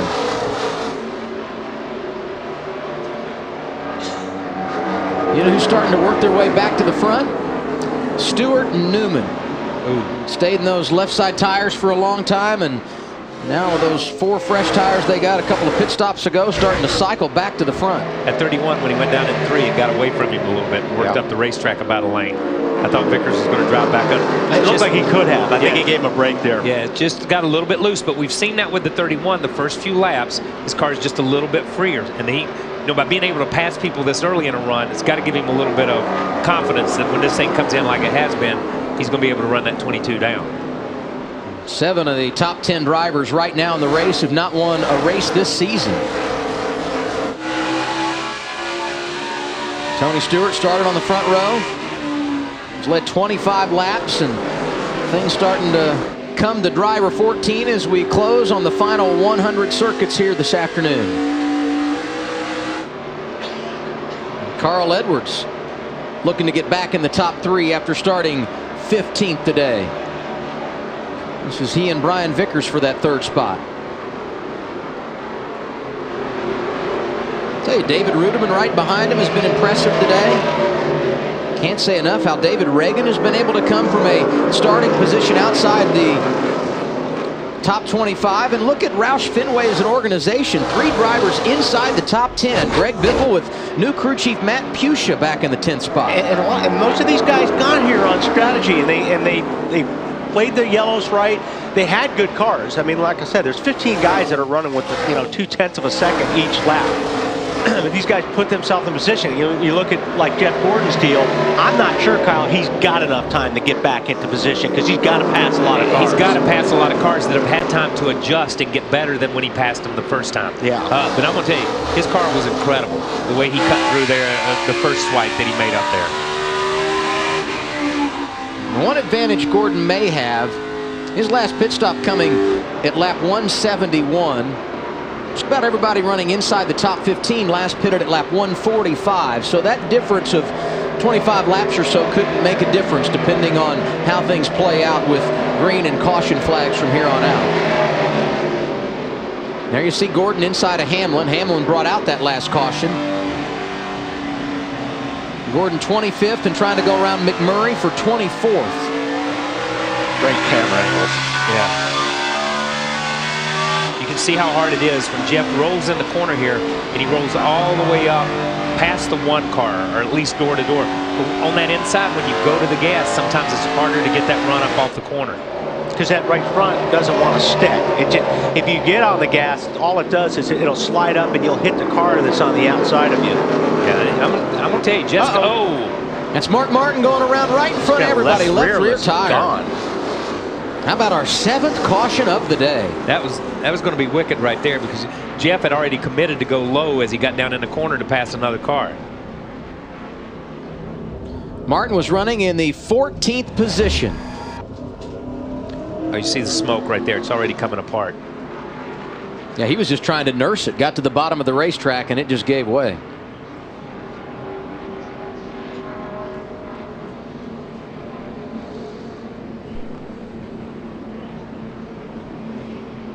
Yeah, he had already slowed down, was trying to get out of the way, trying to get down to the bottom of the racetrack and let him go around him. We may have a little. There's Mark in the center, and I was telling you, he was in the middle quite a bit. These guys were bouncing off each other a lot, whether that cut the left rear or not. This was the first time. Actually, about a lap later, he was in the middle again and made some contact. Oh, because he's got no brake in that left rear. There's no tire to stop the thing. Mark just got in there way too hot for a car on 3 tires. But you saw the way it just slid that way. Now he's struggling to even get it back in his pit box. Martin making his pit stop, and you look up to turn 4. Jeff Burton going to come in. He gives up. He's a runner-up position to come down pit road, Chris. Yeah, he's just going to do 2 tires on this top. Jeff Burton very happy with the car, but they're thinking they could potentially be having an electrical issue like we heard with the 24 and the 5. Joey Logano is in. He's going to take 4 tires and fuel. This will set them up for just right side tires and fuel a little later on. They're going to make a slight chassis adjustment. He lost a front end grip on this car, Matt. This is when Reagan's service already complete. They took left side tires this time on the previous stop. Back on 145, they took 2 tires. The car a little free on that run.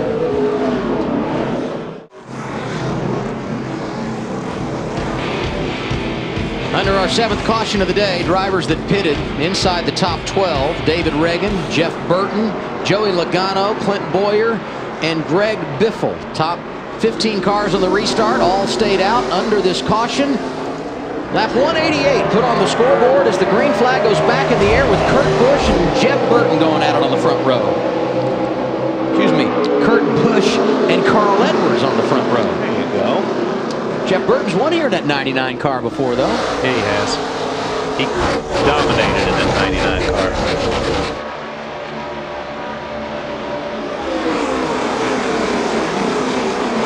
Carl ain't giving up.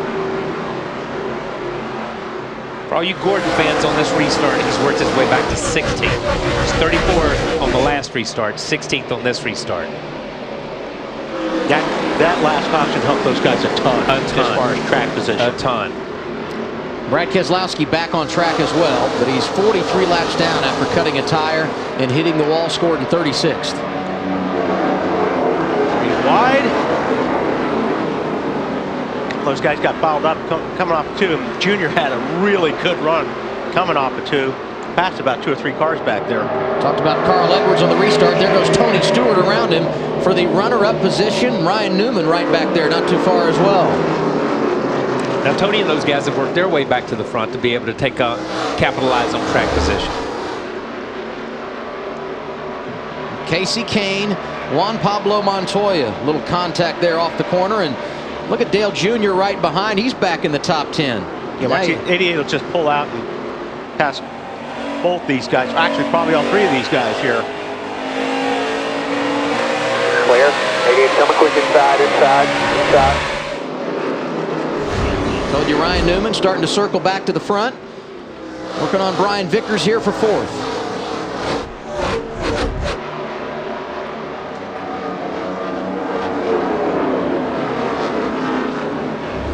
And the gap closing at the front as well as Newman picks up a position. His Stewart Haas teammate and owner, the boss, Tony Stewart, starting to smell the race lead once again. He has closed down the advantage that Kurt Busch enjoyed. Smoke has already led 25 laps today. He really makes good time through the center of the corner. Yeah, he was the other car that I thought was the best here. Really rolls good. You watch him roll in right here and right here. You see him pick up about a half a car length on Kurt right there. Gets it pointed straight and can get back to the gas quick. Talked about Ryan Newman starting to put things together for the late stages of the race, Marty. Yeah, Adam, he's trying to get back to the front and using his teammate Tony Stewart, as you guys mentioned, with a couple of picks to get back to the front. The problem with Ryan all day long has been the fact that in the battle for the lead. How about that, Adam? Right on cue, his teammate Tony Stewart to the inside of Kurt Busch. No problems completing the pass, Marty.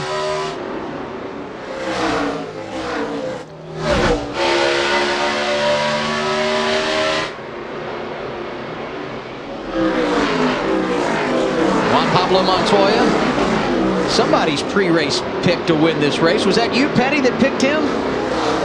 I think I chose the 42 today as my pick when you guys were laughing at me. There's the other pick.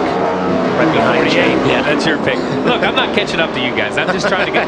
You guys get the Pizza Hut pizza. I get the box. Okay, that's all I care about. But, you know, we had a period of this race where you thought, no way, are Dale Earnhardt Jr. and Jimmy Johnson going to be in contention. They both started outside the top 25, but they played the strategy game and in the top 10. We never said that. Well, did we say that? I don't think we said that.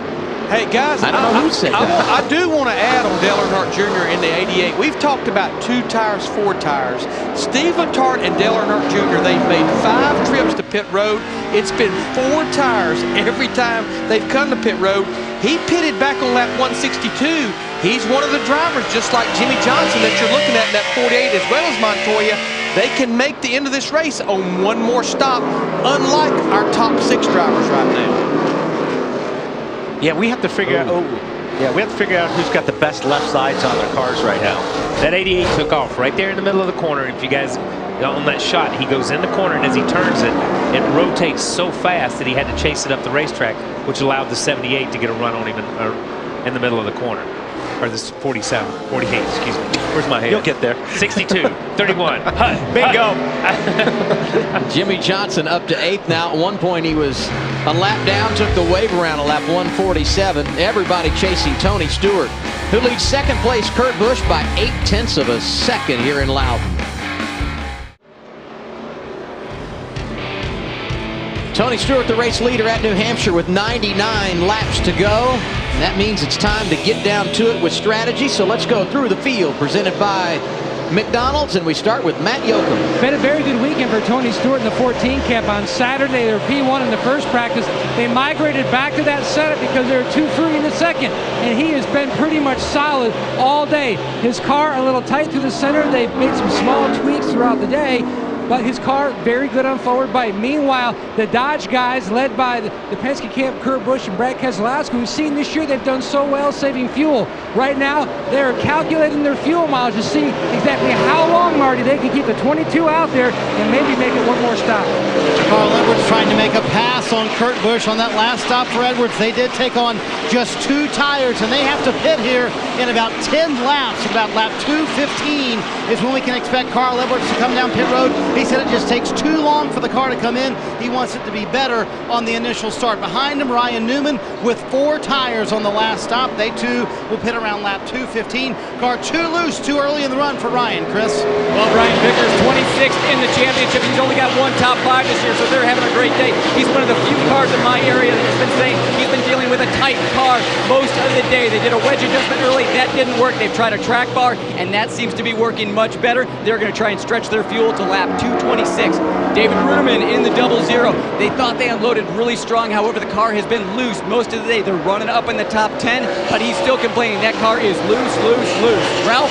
Well, Jimmy Johnson said he had a better race car than a qualifying car. He's got pretty good strategy, too, going right now. He's running up in 7th.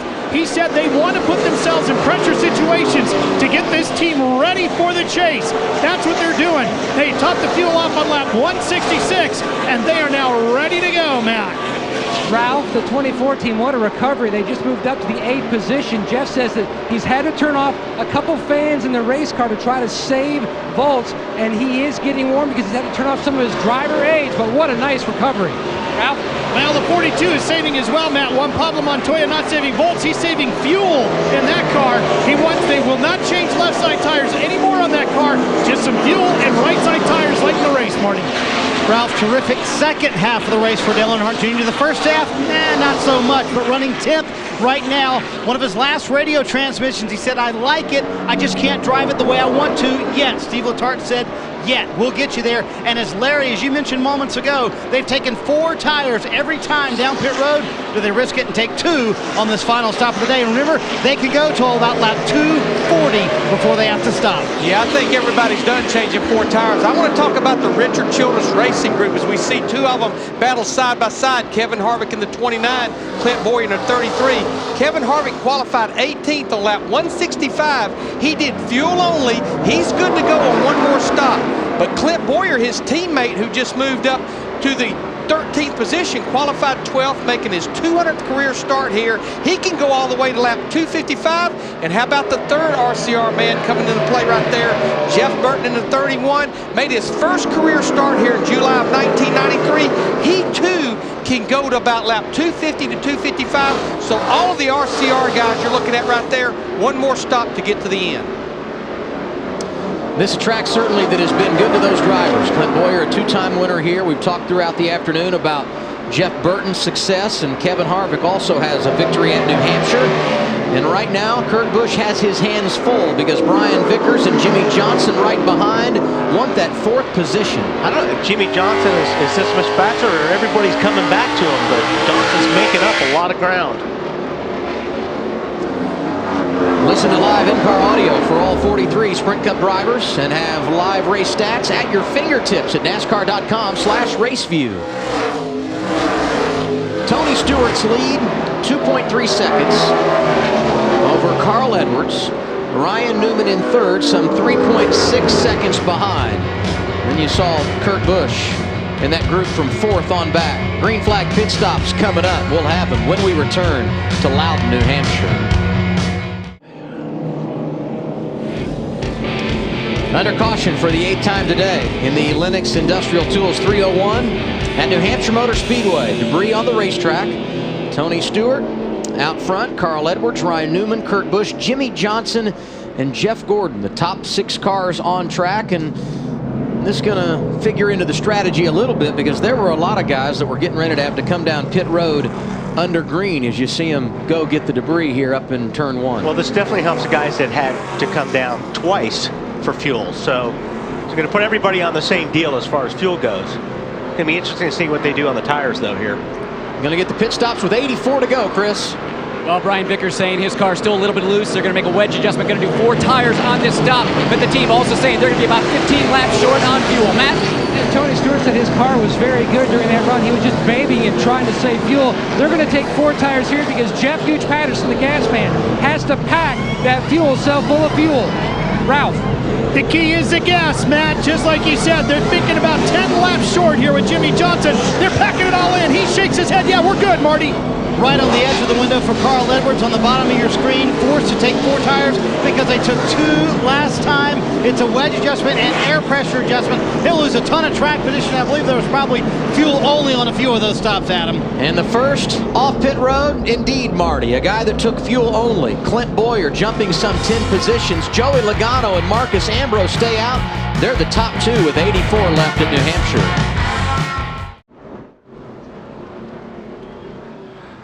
NASCAR.com's Ultimate Tailgating Vehicle is presented in part by Dodge Ram. The 2011 Dodge Ram is pulling the UTV around the country this summer. Log on to NASCAR.com/UTV to see the travel schedule and enter for a chance to win this ultimate tailgating machine. Jimmy Johnson was running inside the top 5 when the caution came out. He made a pit stop, would have restarted 19th after everyone left pit road, but they had a problem. And Kyle touched on this in the pre-race. We talked about at the beginning of the show. These guys got to stop making mistakes if they're going to win another championship. Yeah, and you watch him on the right side. It's on the left front here. As we go to the other side, he's changing the left front. And as you see the left front tire changer, he reaches down in there. Watch his left hand at some point in time here. He hits the lugs, and then he reaches back in with his right hand right there, trying to put one on. The official sees it. Not enough lugs on the left front, and that's just a mistake. These guys have made numerous mistakes. Jimmy drives his rear end off to get in position. The strategy works, but they lose everything on pit road. They won 5 consecutive championships because they never beat themselves. 2011, they always beat themselves. And Chad said it in pre-race. We've got some weak links, and we've got to fix them. And that's one of the ones that they've been working on. And they've been working really hard on it. You got to give the guys credit. They stay extra, they work extra, they're working hard. It's just not panning out for them on race days right now. Joey Logano, Marcus Ambrose did not pit with all the others at lap 217. They're on the front row for the restart with 80 laps remaining at New Hampshire. This is where you start seeing a little bit more contact on this part of the race.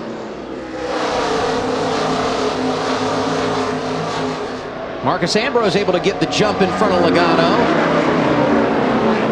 Boyer was the first off pit road a moment ago, but he took no tires in that cycle of stops.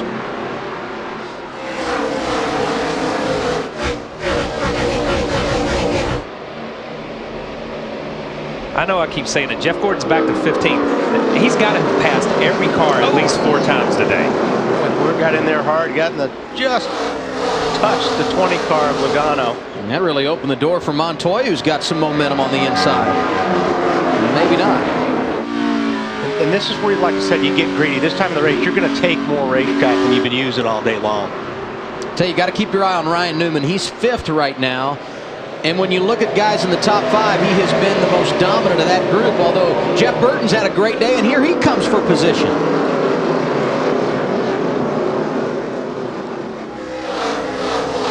Newman's got a little bit better exit off of turn 2, keeps the spot.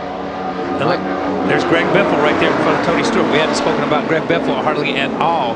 All of a sudden, these guys are in the mix. And on a day when strategy has been so big, 2 tires or 4, no tires, a new crew chief in Matt Pusha doing a very nice job of managing the afternoon for Biffle.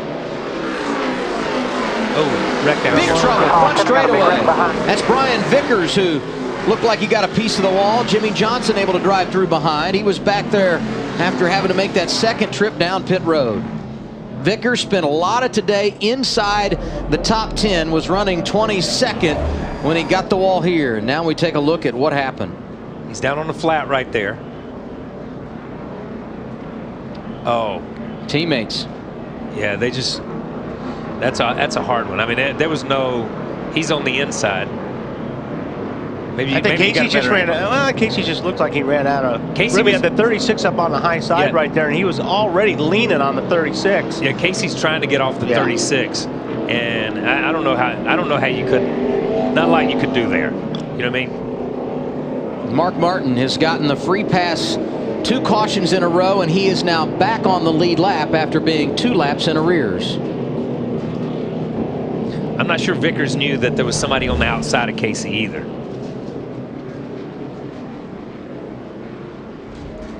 So down now to 76 laps to go. Vickers takes it to the garage. Ambrose stayed out under that last caution, as did Joey Logano.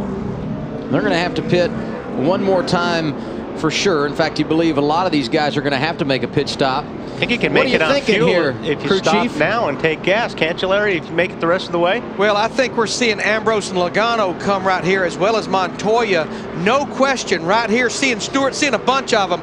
You can make it from here. Under caution, you're getting about 2 to 1 as far as ratio caution to green using fuel. But Ralph, what's going on? I'm seeing a lot of cars hit pit road. Larry, originally Greg Zipadelli was thinking about 4 tires. They're going to tighten them up a little bit. He made the call just as he was coming down pit road to take 2 instead, and a whole bunch of fuel as well. Matt? And meanwhile, while work goes on the 4 car of Casey Kane, looking at the cosmetic damage on the left front, they're going to tug on that. The 24 of Gordon and the 14 of Stewart came in to top off for fuel. In all, there were 12 drivers that made a pit stop at lap 226. Clint Boyer did not.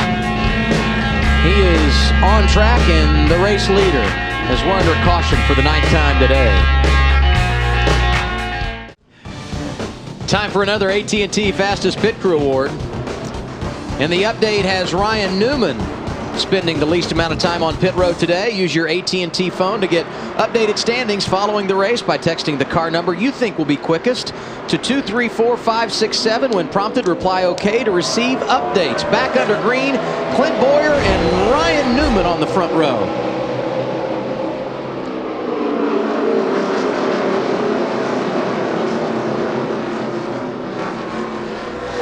Fresher tires for Newman in that outside lane.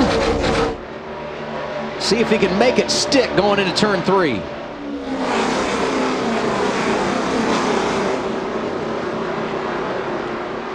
Good corner.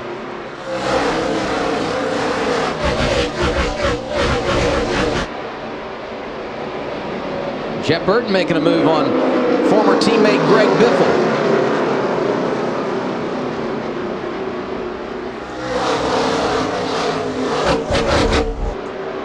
Okay, now the way you guys see it is that all these guys have to stop the fuel one more time, correct? Like the top 14, top 15 now, Marty guys? told us during the break that Ryan Newman, with that last caution, was 3 laps short on fuel. So one more caution may do it. Larry, do your numbers add up to the same as some of these guys? Well, a driver that I'm watching right now is that 22 car of Kurt Busch. He was last on pit road at lap 217, which was 83 laps to go. He also, at that same time, took 4 fresh tires, so we know he's good on rubber. As we've seen many times this year, the Dodges seem to get better fuel mileage than anybody, and I go back to a conversation we had during break. For every 2 caution laps, that's like 1 green lap. So I think one more caution actually is going to buy a lot of these drivers the ability to get to the end, in particular Kurt Busch. What's Steve Addington and the crew saying, Matt? That's exactly what they're hoping for, at least another caution. They could have pitted when they had won on lap 225.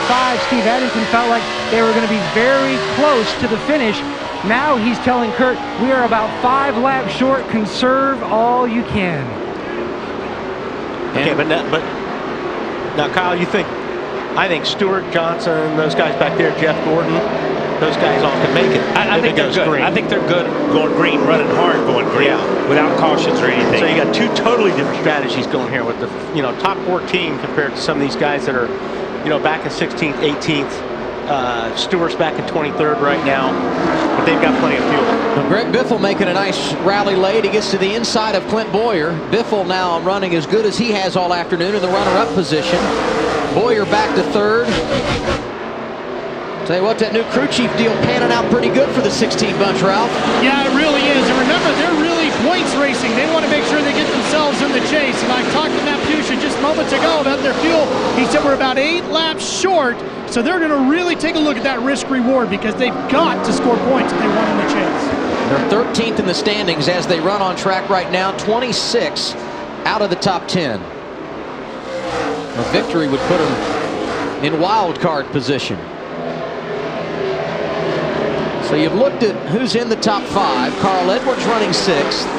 Dale Earnhardt Jr., who struggled early, was 7th.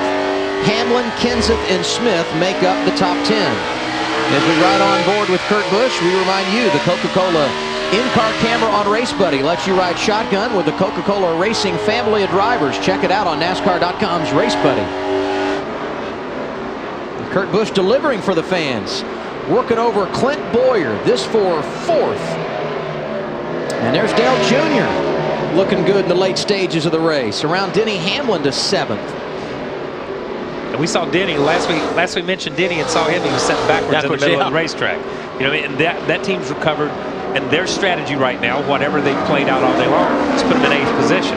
Well, and give credit to the crew. When that caution came out and he got turned around, he never lost a lap. It's back at lap 172. And in that same cycle, Jeff Gordon got the free pass under that caution, and we have documented throughout the day what a nice job his team has done. He's 16th right now.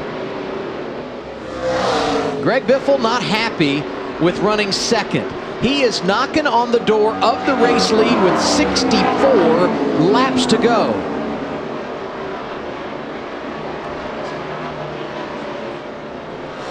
Biffle's car looks like it rolls into the corner really, really well, but Newman's car is much better from the middle off.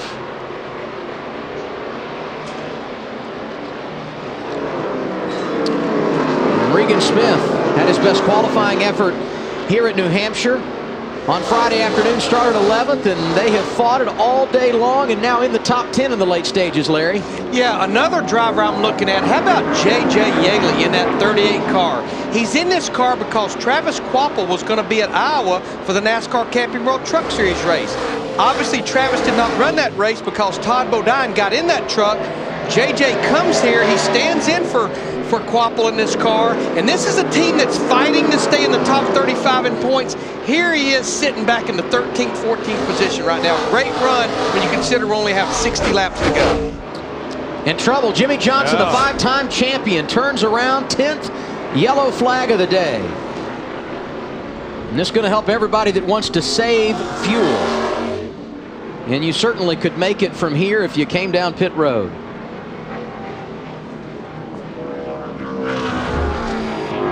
Jimmy Johnson running 21st when he went around down in the corner. He just tried staying off of Montoya. It looked like he got in the corner. His car looked like it's probably pushing up towards Montoya, and he just pinched it down. We ride with Martin Truex Jr. He had a front row seat. Get down, get down, get down, get down, get down. Good, all good. Keep coming. No cautions out, cautions out. So pit road is open. And I think this is going to be the defining moment on if anyone's going to come again or not. A lot of guys liking track position. What do you think they're going to do there, Adam Alexander? Hey, I'm not the guy to answer this question.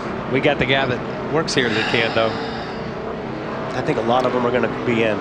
And how about we start with the guy who's running in the 2nd spot. Greg Biffle in, so is Jeff Burton, Chris. Jeff Burton going to do 2 tires and fuel. They were going to be 7 laps short, so they didn't think that they were going to get the 15 laps of caution that they would need. Also the 33 in. Ralph? Matt Pusha getting right into the strategy early on here, showing his stuff as the new crew chief for the 16. He said, just put fuel in it, guys. Let's save that last set of right side tires for later if we need it, Marty. Dale Earnhardt Jr. pits, giving up a top 10 position. He said it's just chattering the right rear of the car the entire time. He said we can't get the balance exactly like I want. A wedge adjustment, trying to tighten that car up. 2 tires for Jr.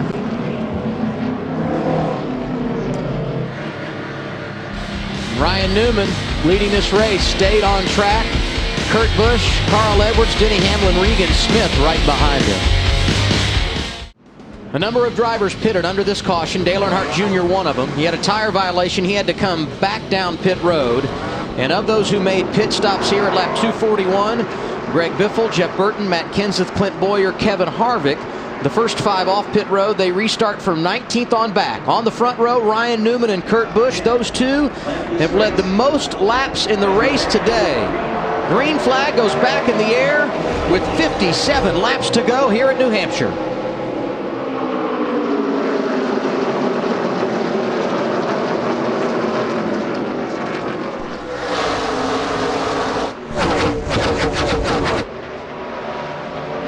That penalty for Dale Earnhardt Jr., tail end of the longest line. He's back in 33rd now. As we got 4 cars you could throw a blanket over at the front of the field.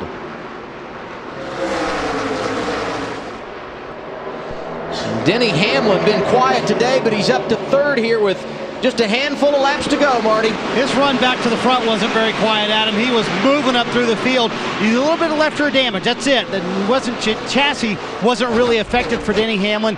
They are about 5 laps short before that last caution on fuel. Mike Ford told him, once we go green, I'll give you a fuel number. But Denny said, it's hard to save fuel here. You're single file. Everybody's running the same speed, so there's really no opportunities here to save fuel, Adam, but they'll probably be about 3 laps short. Kurt Busch sees the door open on Ryan Newman. 55 to go, and this the battle for the race lead here in New Hampshire. Who are you watching, Wally? I'm watching the 24 car. I just think he's in the best spot right now to me. He's got a great car. He's got all the fuel he needs. So you're saying the 22 going around the 39 here could be a moot point? Well, yeah. I'm not sure. The 22 is shutting his car off under caution. So obviously he's thinking that he's got a fuel issue. So, I mean, if it comes down to having to save fuel, these guys are in big trouble. Kurt Busch unable to make the pass so far, but he has looked good driving inside of Ryan Newman the last couple of laps. And Ryan Newman looks really good off the exit of the corner, Marty. And he's having to drive so hard, Adam. After restarts, this is where the 39 of Ryan Newman is the worst. Takes about 10 laps for his car to come in. Even after a caution like we just had, it takes a while for it to come in. So he's having to drive extra hard. No shot of Newman saving fuel, and they're still just a little bit short as well, Adam. The 24 car is 10 laps better on fuel than the 4 cars in front of him. And he just backed off right there and let those guys kind of find their place back and get in position. He's just waiting for them to get lined up at this point in time. Because I'm telling you, he's passed every one of these cars at some point in time in the race. Yep. And his car is better than all these guys in front of him. Ryan Newman continues to hold off Kurt Busch. And Dale Earnhardt Jr. has been back and forth throughout the field today, and we told you a tire violation when he came to pit road a while ago.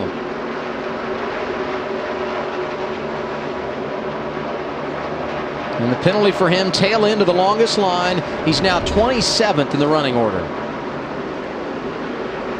Back to the front. Ryan Newman continues to hold off Kurt Busch. Carl Edwards tucked in 3rd as we have 51 laps to go. Big time problems for the point leader coming in today, Kyle Busch. He has dropped back to 4th in the standings. Carl Edwards, as of now, the point leader, and Kurt Busch 2nd as he tries to go after the race lead into turn 3. That 22 gets a really good straight run up off the corner, but when he drove down in 3 there, the car washes up. He loses the nose a little bit behind the 39, which opens up the door for Carl Edwards. Yeah, it killed the 22's momentum, and now Carl Edwards in the hunt.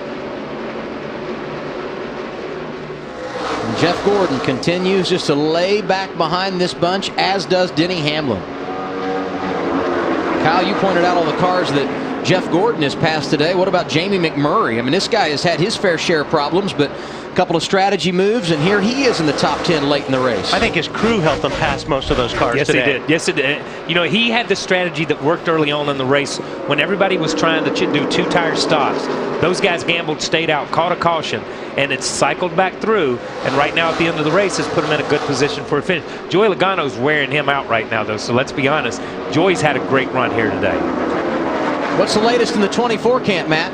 Fuel a concern for the top 4 guys, but the man running in 5th, Jeff Gordon, Alan Gustafson told him under the last caution, we needed to save just a couple more laps. We did it with this caution. Now, no word, though, if an overtime situation of a green-white checker should factor in, so this could still get dramatic at the end. Bobby Labonte was 4th at the season opening Daytona 500.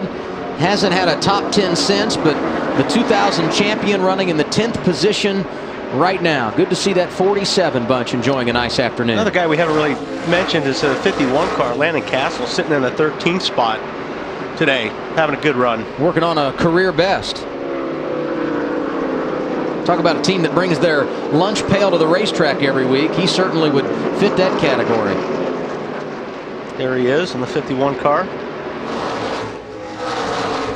Just in front of him, Juan Pablo Montoya, driver. Been good here throughout the weekend.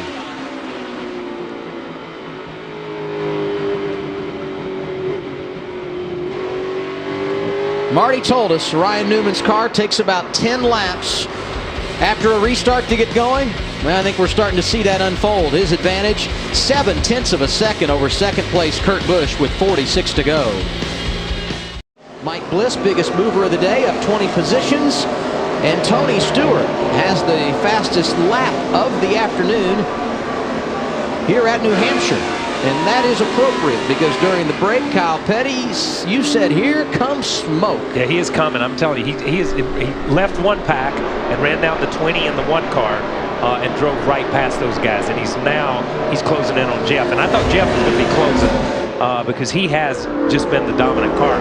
For me, watching on the times and watching what he's done on the racetrack, he's had a phenomenal day. But Tony is putting himself back in position. Yeah, if Jeff's strategy was, I'll wait till these guys run out of gas, you better not look in the mirror. Yeah. Because the 14's got enough fuel and is really fast. Yeah, the 14 and Jeff are on the same fuel strategy now. They pitted at the last time on the same lap, and I'm telling you, man.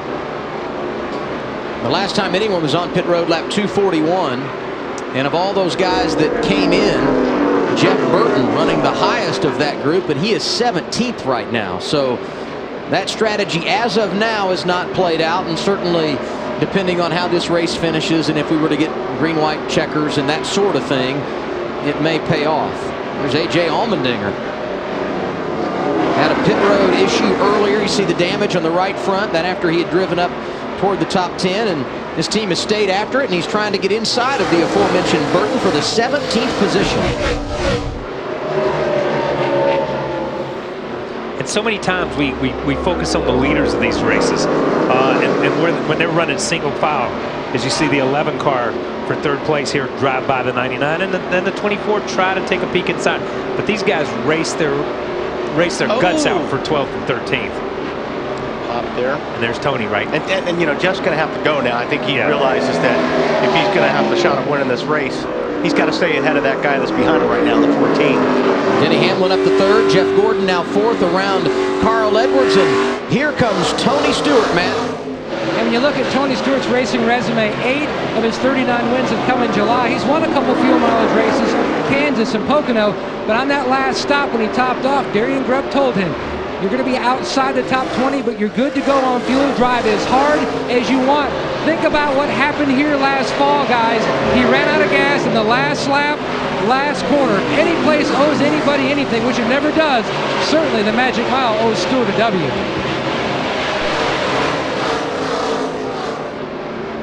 Remember that spin a little while ago for Jimmy Johnson, restarted 27th?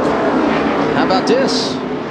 Driver 48 up to 12th. He's made some hay late in the race.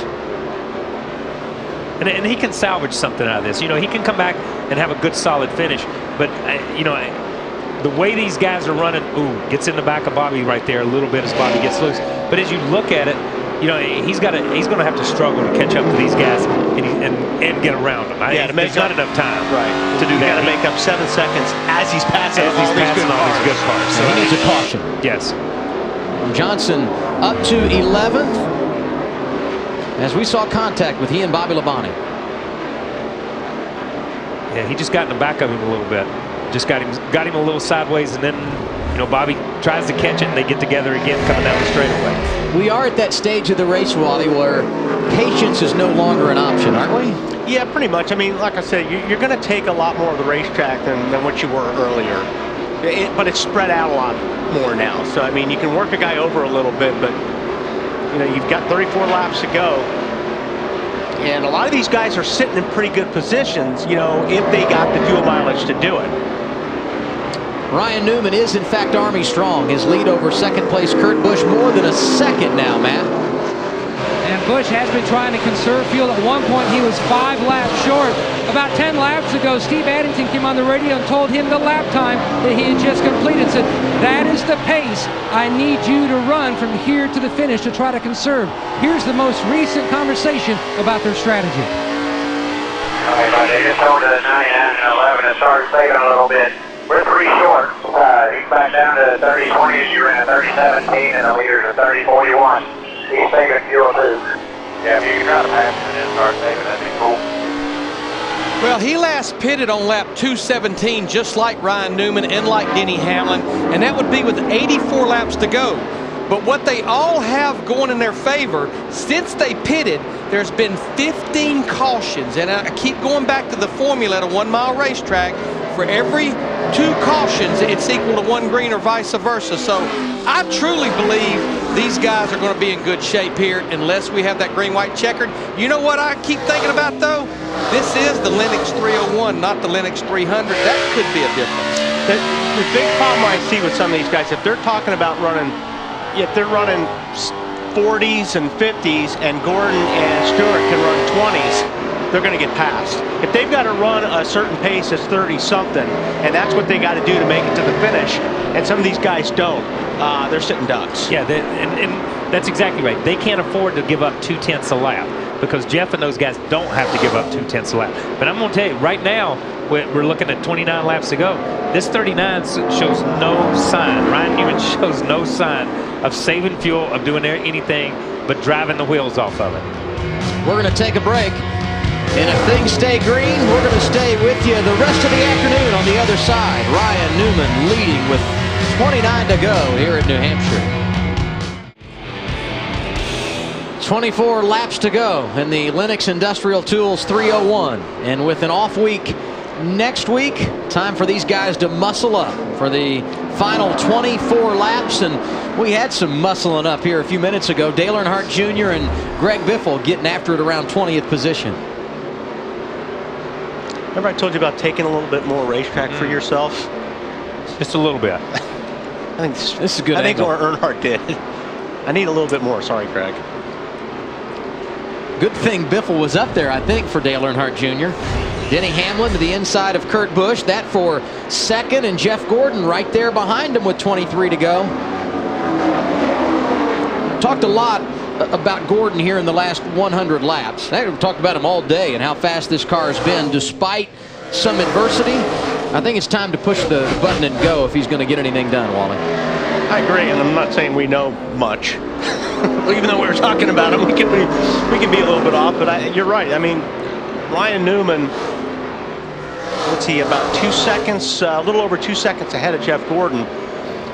So Jeff's going to have to go. He's going to take longer to pass these cars like the 22 in front of him. But I agree, if he's going to run him down and go for it, he better do it.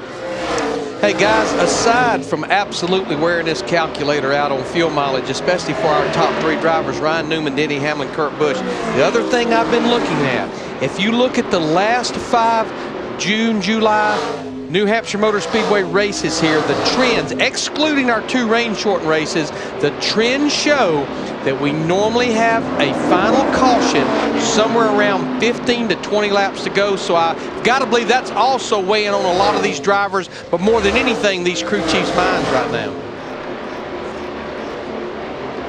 And that could very well be, but we've had a lot more cautions in this race, or it seems like. In the past, we've had 100-lap runs, 200-lap green flag runs.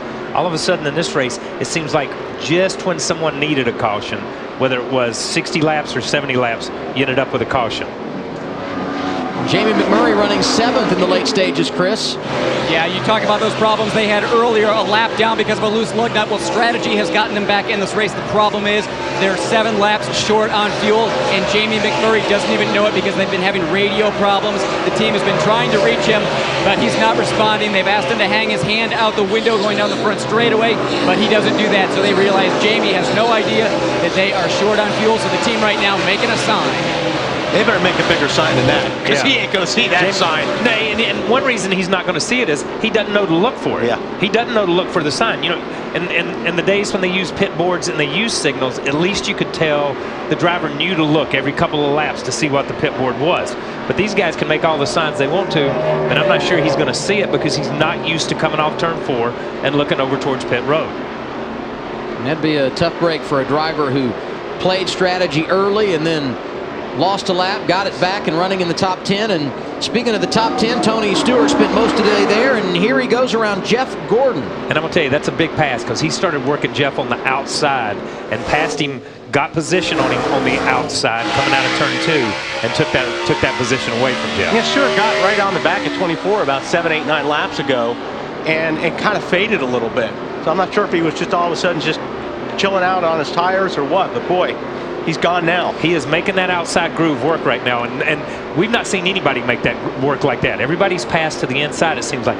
All of a sudden, Tony has moved up the racetrack just about a half a lane, and when those guys go to the bottom to protect the bottom, because that's what everybody's been doing all day, he just drives around them on the outside. That's 2 impressive passes of 2 really strong cars.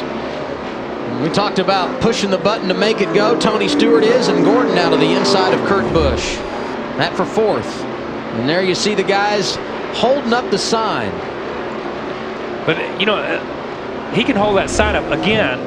I mean, he's 150, or he's 50 yards from where the one car is running on the racetrack, and the one car doesn't know to look that way. He just doesn't know. But even if you need to be staring. You're going fast. You're looking at all these colors. You're trying to focus in on one little sign. Even if he knew to look, it's hard. But you're right. If he happened to see that, you know, there was something waving in the pits, he could probably figure out it's something to do with gas. If he sees that, I just want to hear the whole story. I want to hear the whole story on how he saw it without any type of radio communication from somebody to say, hey, we can't talk to you. Take a look at the pits. Jimmy Johnson up to 8th, and that's Casey Kane. Actually, it's Casey Kane in 9th. In 8th, Jimmy in 9th as they race for position inside the top 10. And now time to answer today's KFC trivia question. Who holds the record for most and fewest laps led by a New Hampshire winner? And of course, they're in separate races. Oh, separate races. Yeah, same guy led the most and least laps in 2 separate races, and that would be Jeff Burton. Yeah, 2000. He led 300 laps, all of them, and that was 1 year earlier race. led only 2 laps in going to victory. You couldn't pass anybody that year. One of the nicest NASCAR races of all time. I think I followed the same guy for 200 Everybody did. Jimmy Johnson did get around Casey Kane, so he is 8th now. 13 laps to go. And Tony is coming. Tony's coming on the 11 car. Tony is about, watching this, Tony's been about 2 to 2.5 tenths faster than the 11 or the 39. The 39's catching traffic. Ryan's catching a little traffic, and that's it. But he has run down the 11 car. And how about this? On Friday in practice, the 39 and 14 mirrored each other. They went out, worked all day on long runs, race runs, weren't worried about qualifying. Last minute switch over to qualifying trim. They share the front row. Good yesterday in practice, ran a ton of laps, and after starting 1-2 in the day's race, here they are at the end, 1st and 3rd. Impressive afternoon for Stewart-Haas. Impressive afternoon for that organization, no matter where they end up at this point in time. You know, talking to Clint Boyer yesterday, he said, when you unload and you're close, you have a great weekend. If you're off, you have a bad weekend. He talked about how bad his Kansas was because they were never there.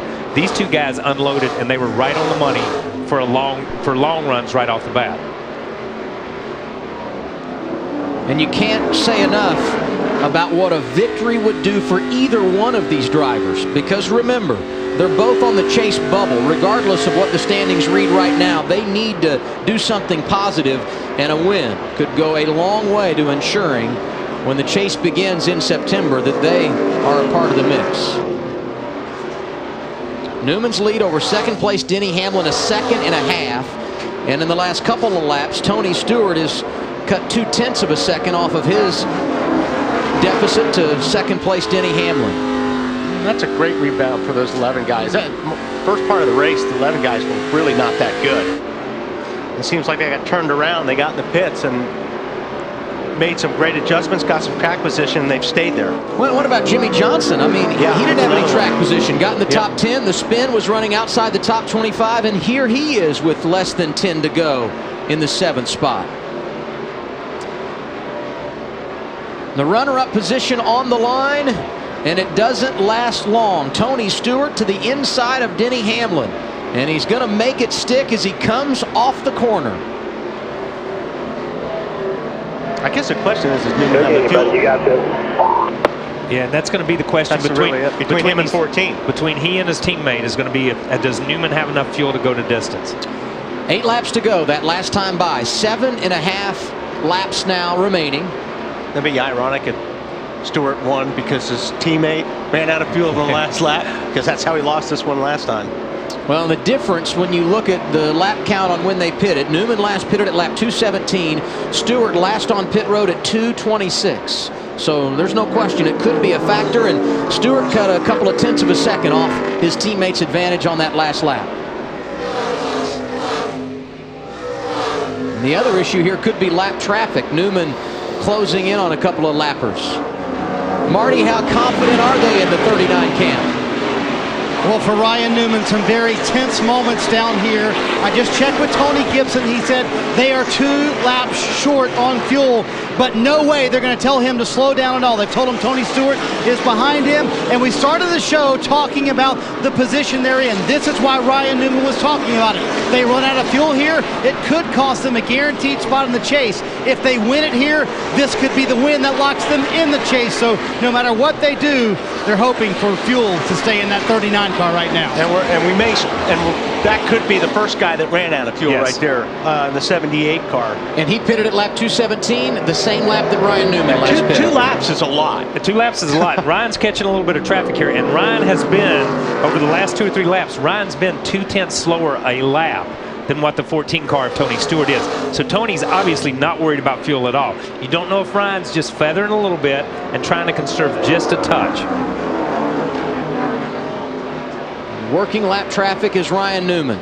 And as we told you, his teammate 9 laps better on fuel in second. There you see Tony Stewart, Denny Hamlin third, Jeff Gordon fourth.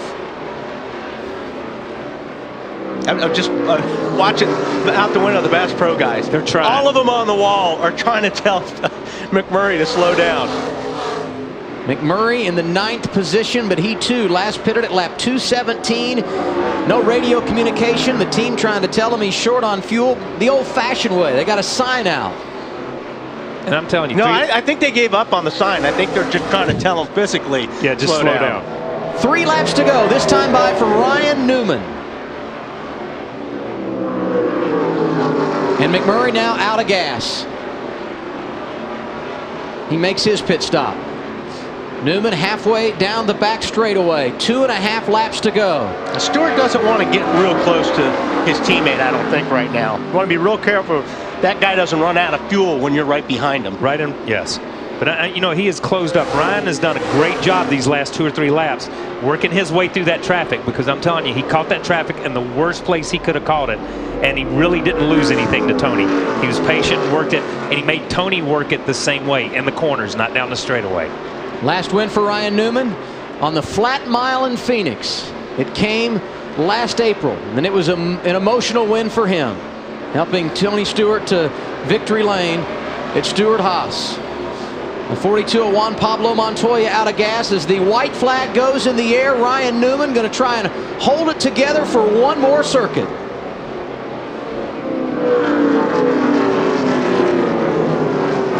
I'm nervous up here just watching him trying to hang on.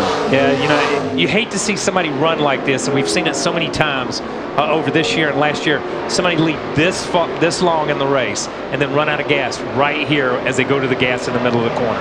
Ryan Newman has had the dominant car statistically. Off at turn 4, checkered flag goes in the air. 15th career win for Ryan Newman, and right behind him, his teammate. 1-2 finish for Stewart-Haas. Way to go, race team! That's what you call it, baby! Way to go, guys! You saved it, baby! That was it! Look at all these guys running out of gas. Both the Penske cars out of fuel coming off of 4. I'm not so sure that Gordon didn't run out of gas. He dropped to 11th. has gotten, you see it smoking down there. I'm not so sure, and that amazes me because he was 10 laps better to the good. Yeah. And Jimmy Johnson comes back to finish inside the top 5 today. That's an incredible run. He and Denny Hamlin both had problems. I was either going to get fired or hired. I didn't know what it was going to be. Great job. Ryan Newman able to get his first win of 2011. The 13th different winner in 19 races this year. The parity continues. And yet another driver trying to solidify his spot in the chase. The U.S. Army car, and the driver gets the American flag. Give him the New Hampshire hat trick. Ryan Newman with his 3rd career victory right here at the Magic Mile this afternoon. NASCAR on TNT, back in Loudon, New Hampshire. Welcome into our post-race coverage, where Ryan Newman gets his first victory of 2011.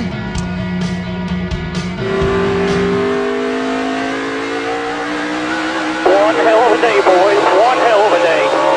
Fair flag. Great day for Stewart Haas Racing. Buddy, you did an awesome job.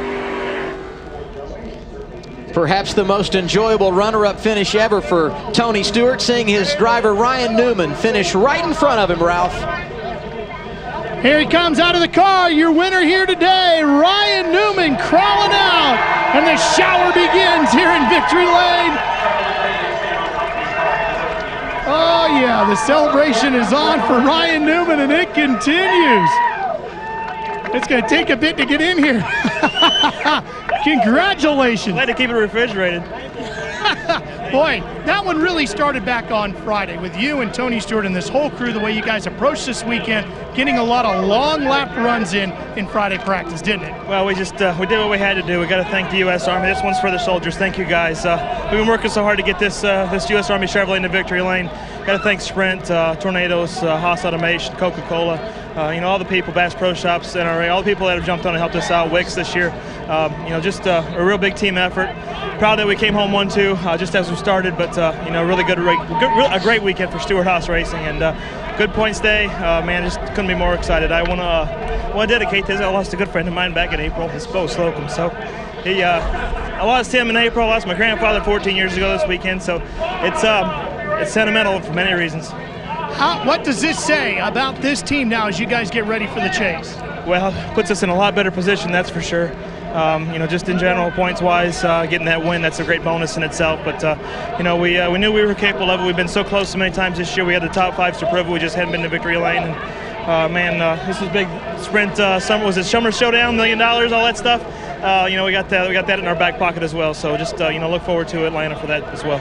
Rare to see Ryan Newman get choked up. Congratulations to him. We go to Matt. Ralph, as an owner, you couldn't write any better script if you have a multi-car operation. 1-2 on qualifying, sharing the front row. And Smoke, what does this mean to have the cars finish 1-2? Your first 1-2 as an owner. I mean, this was a perfect weekend to have Ryan on the pole on us outside front row, and to sit here and get our first and second place finish. Just an awesome day for Stewart Haas Racing. These guys, you guys at the shop that aren't here, you guys did an awesome job. These things have been good. We just needed one day where we didn't have something stupid go wrong, and it happened for both of us today.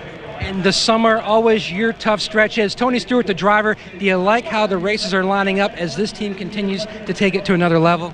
Yeah, we ran the Kings Royal last night at Eldora, and I got 3.5 hours of sleep by the time we got here. My dad said he thought I fell out of the seat last night, so I guess they don't have to worry about us falling out of the seat. This is definitely a stretch that we like coming up here. So this is a lot of momentum, and we couldn't have done this without Hendrick Engines and Hendrick Chassis. Those guys do a great job for us every week, and Darian Grubb and Tony Gibson, my buddy down there, Ryan. I mean, just an awesome job this weekend by all these guys. Now, I think Tony Stewart, the owner, should have Tony Stewart, the driver, race a lot more sprint cars on Saturday night before a Cup show. I agree. Well, Matt, somehow Tony Stewart's friend Denny Hamlin finishes third. How did you finish third? Because you were the last car on the lead lap late in this race today. Just perseverance on this FedEx team. They don't ever want to give up, and they push me when I want to give up. So it's just one of those days where we had to battle back, obviously, and third's a good day, but we just fought this car all day long, and it right there at the end, we made one adjustment that really woke it up, and obviously we were able to make moves there at the end towards the front. But good day for our FedEx Freight team. Very impressive third-place finish for Denny Hamlin, Adam. So Hamlin comes home in the top 5, and how about these numbers? The last time a team started and finished 1-2, like Newman and Stewart did here today, Hendrick Motorsports in the 1989 Daytona 500. Logano in the top 5, and we talked about Jimmy Johnson rallying late. And a great run for Casey Kane. And Bobby Labonte, I'm going to tell you something. He's been taken out, not of his making, out of 2 or 3 races. We saw it at Sonoma and some of that stuff. Down at Daytona, got in that wreck. Great run for him and that team. And Gordon finishing 11th, a tire that went down on the final lap. He was not out of fuel. Carl Edwards ended up 13th. David Reagan, not a bad afternoon, in the top 15. See, Landon Castle ended up 26th. I think he was one of those victims of the fuel mileage game late in the race, as was Jamie McMurray. Yeah, Montoya ran out of fuel there. Shouldn't have. We questioned if they got all the fuel in because we thought he had enough.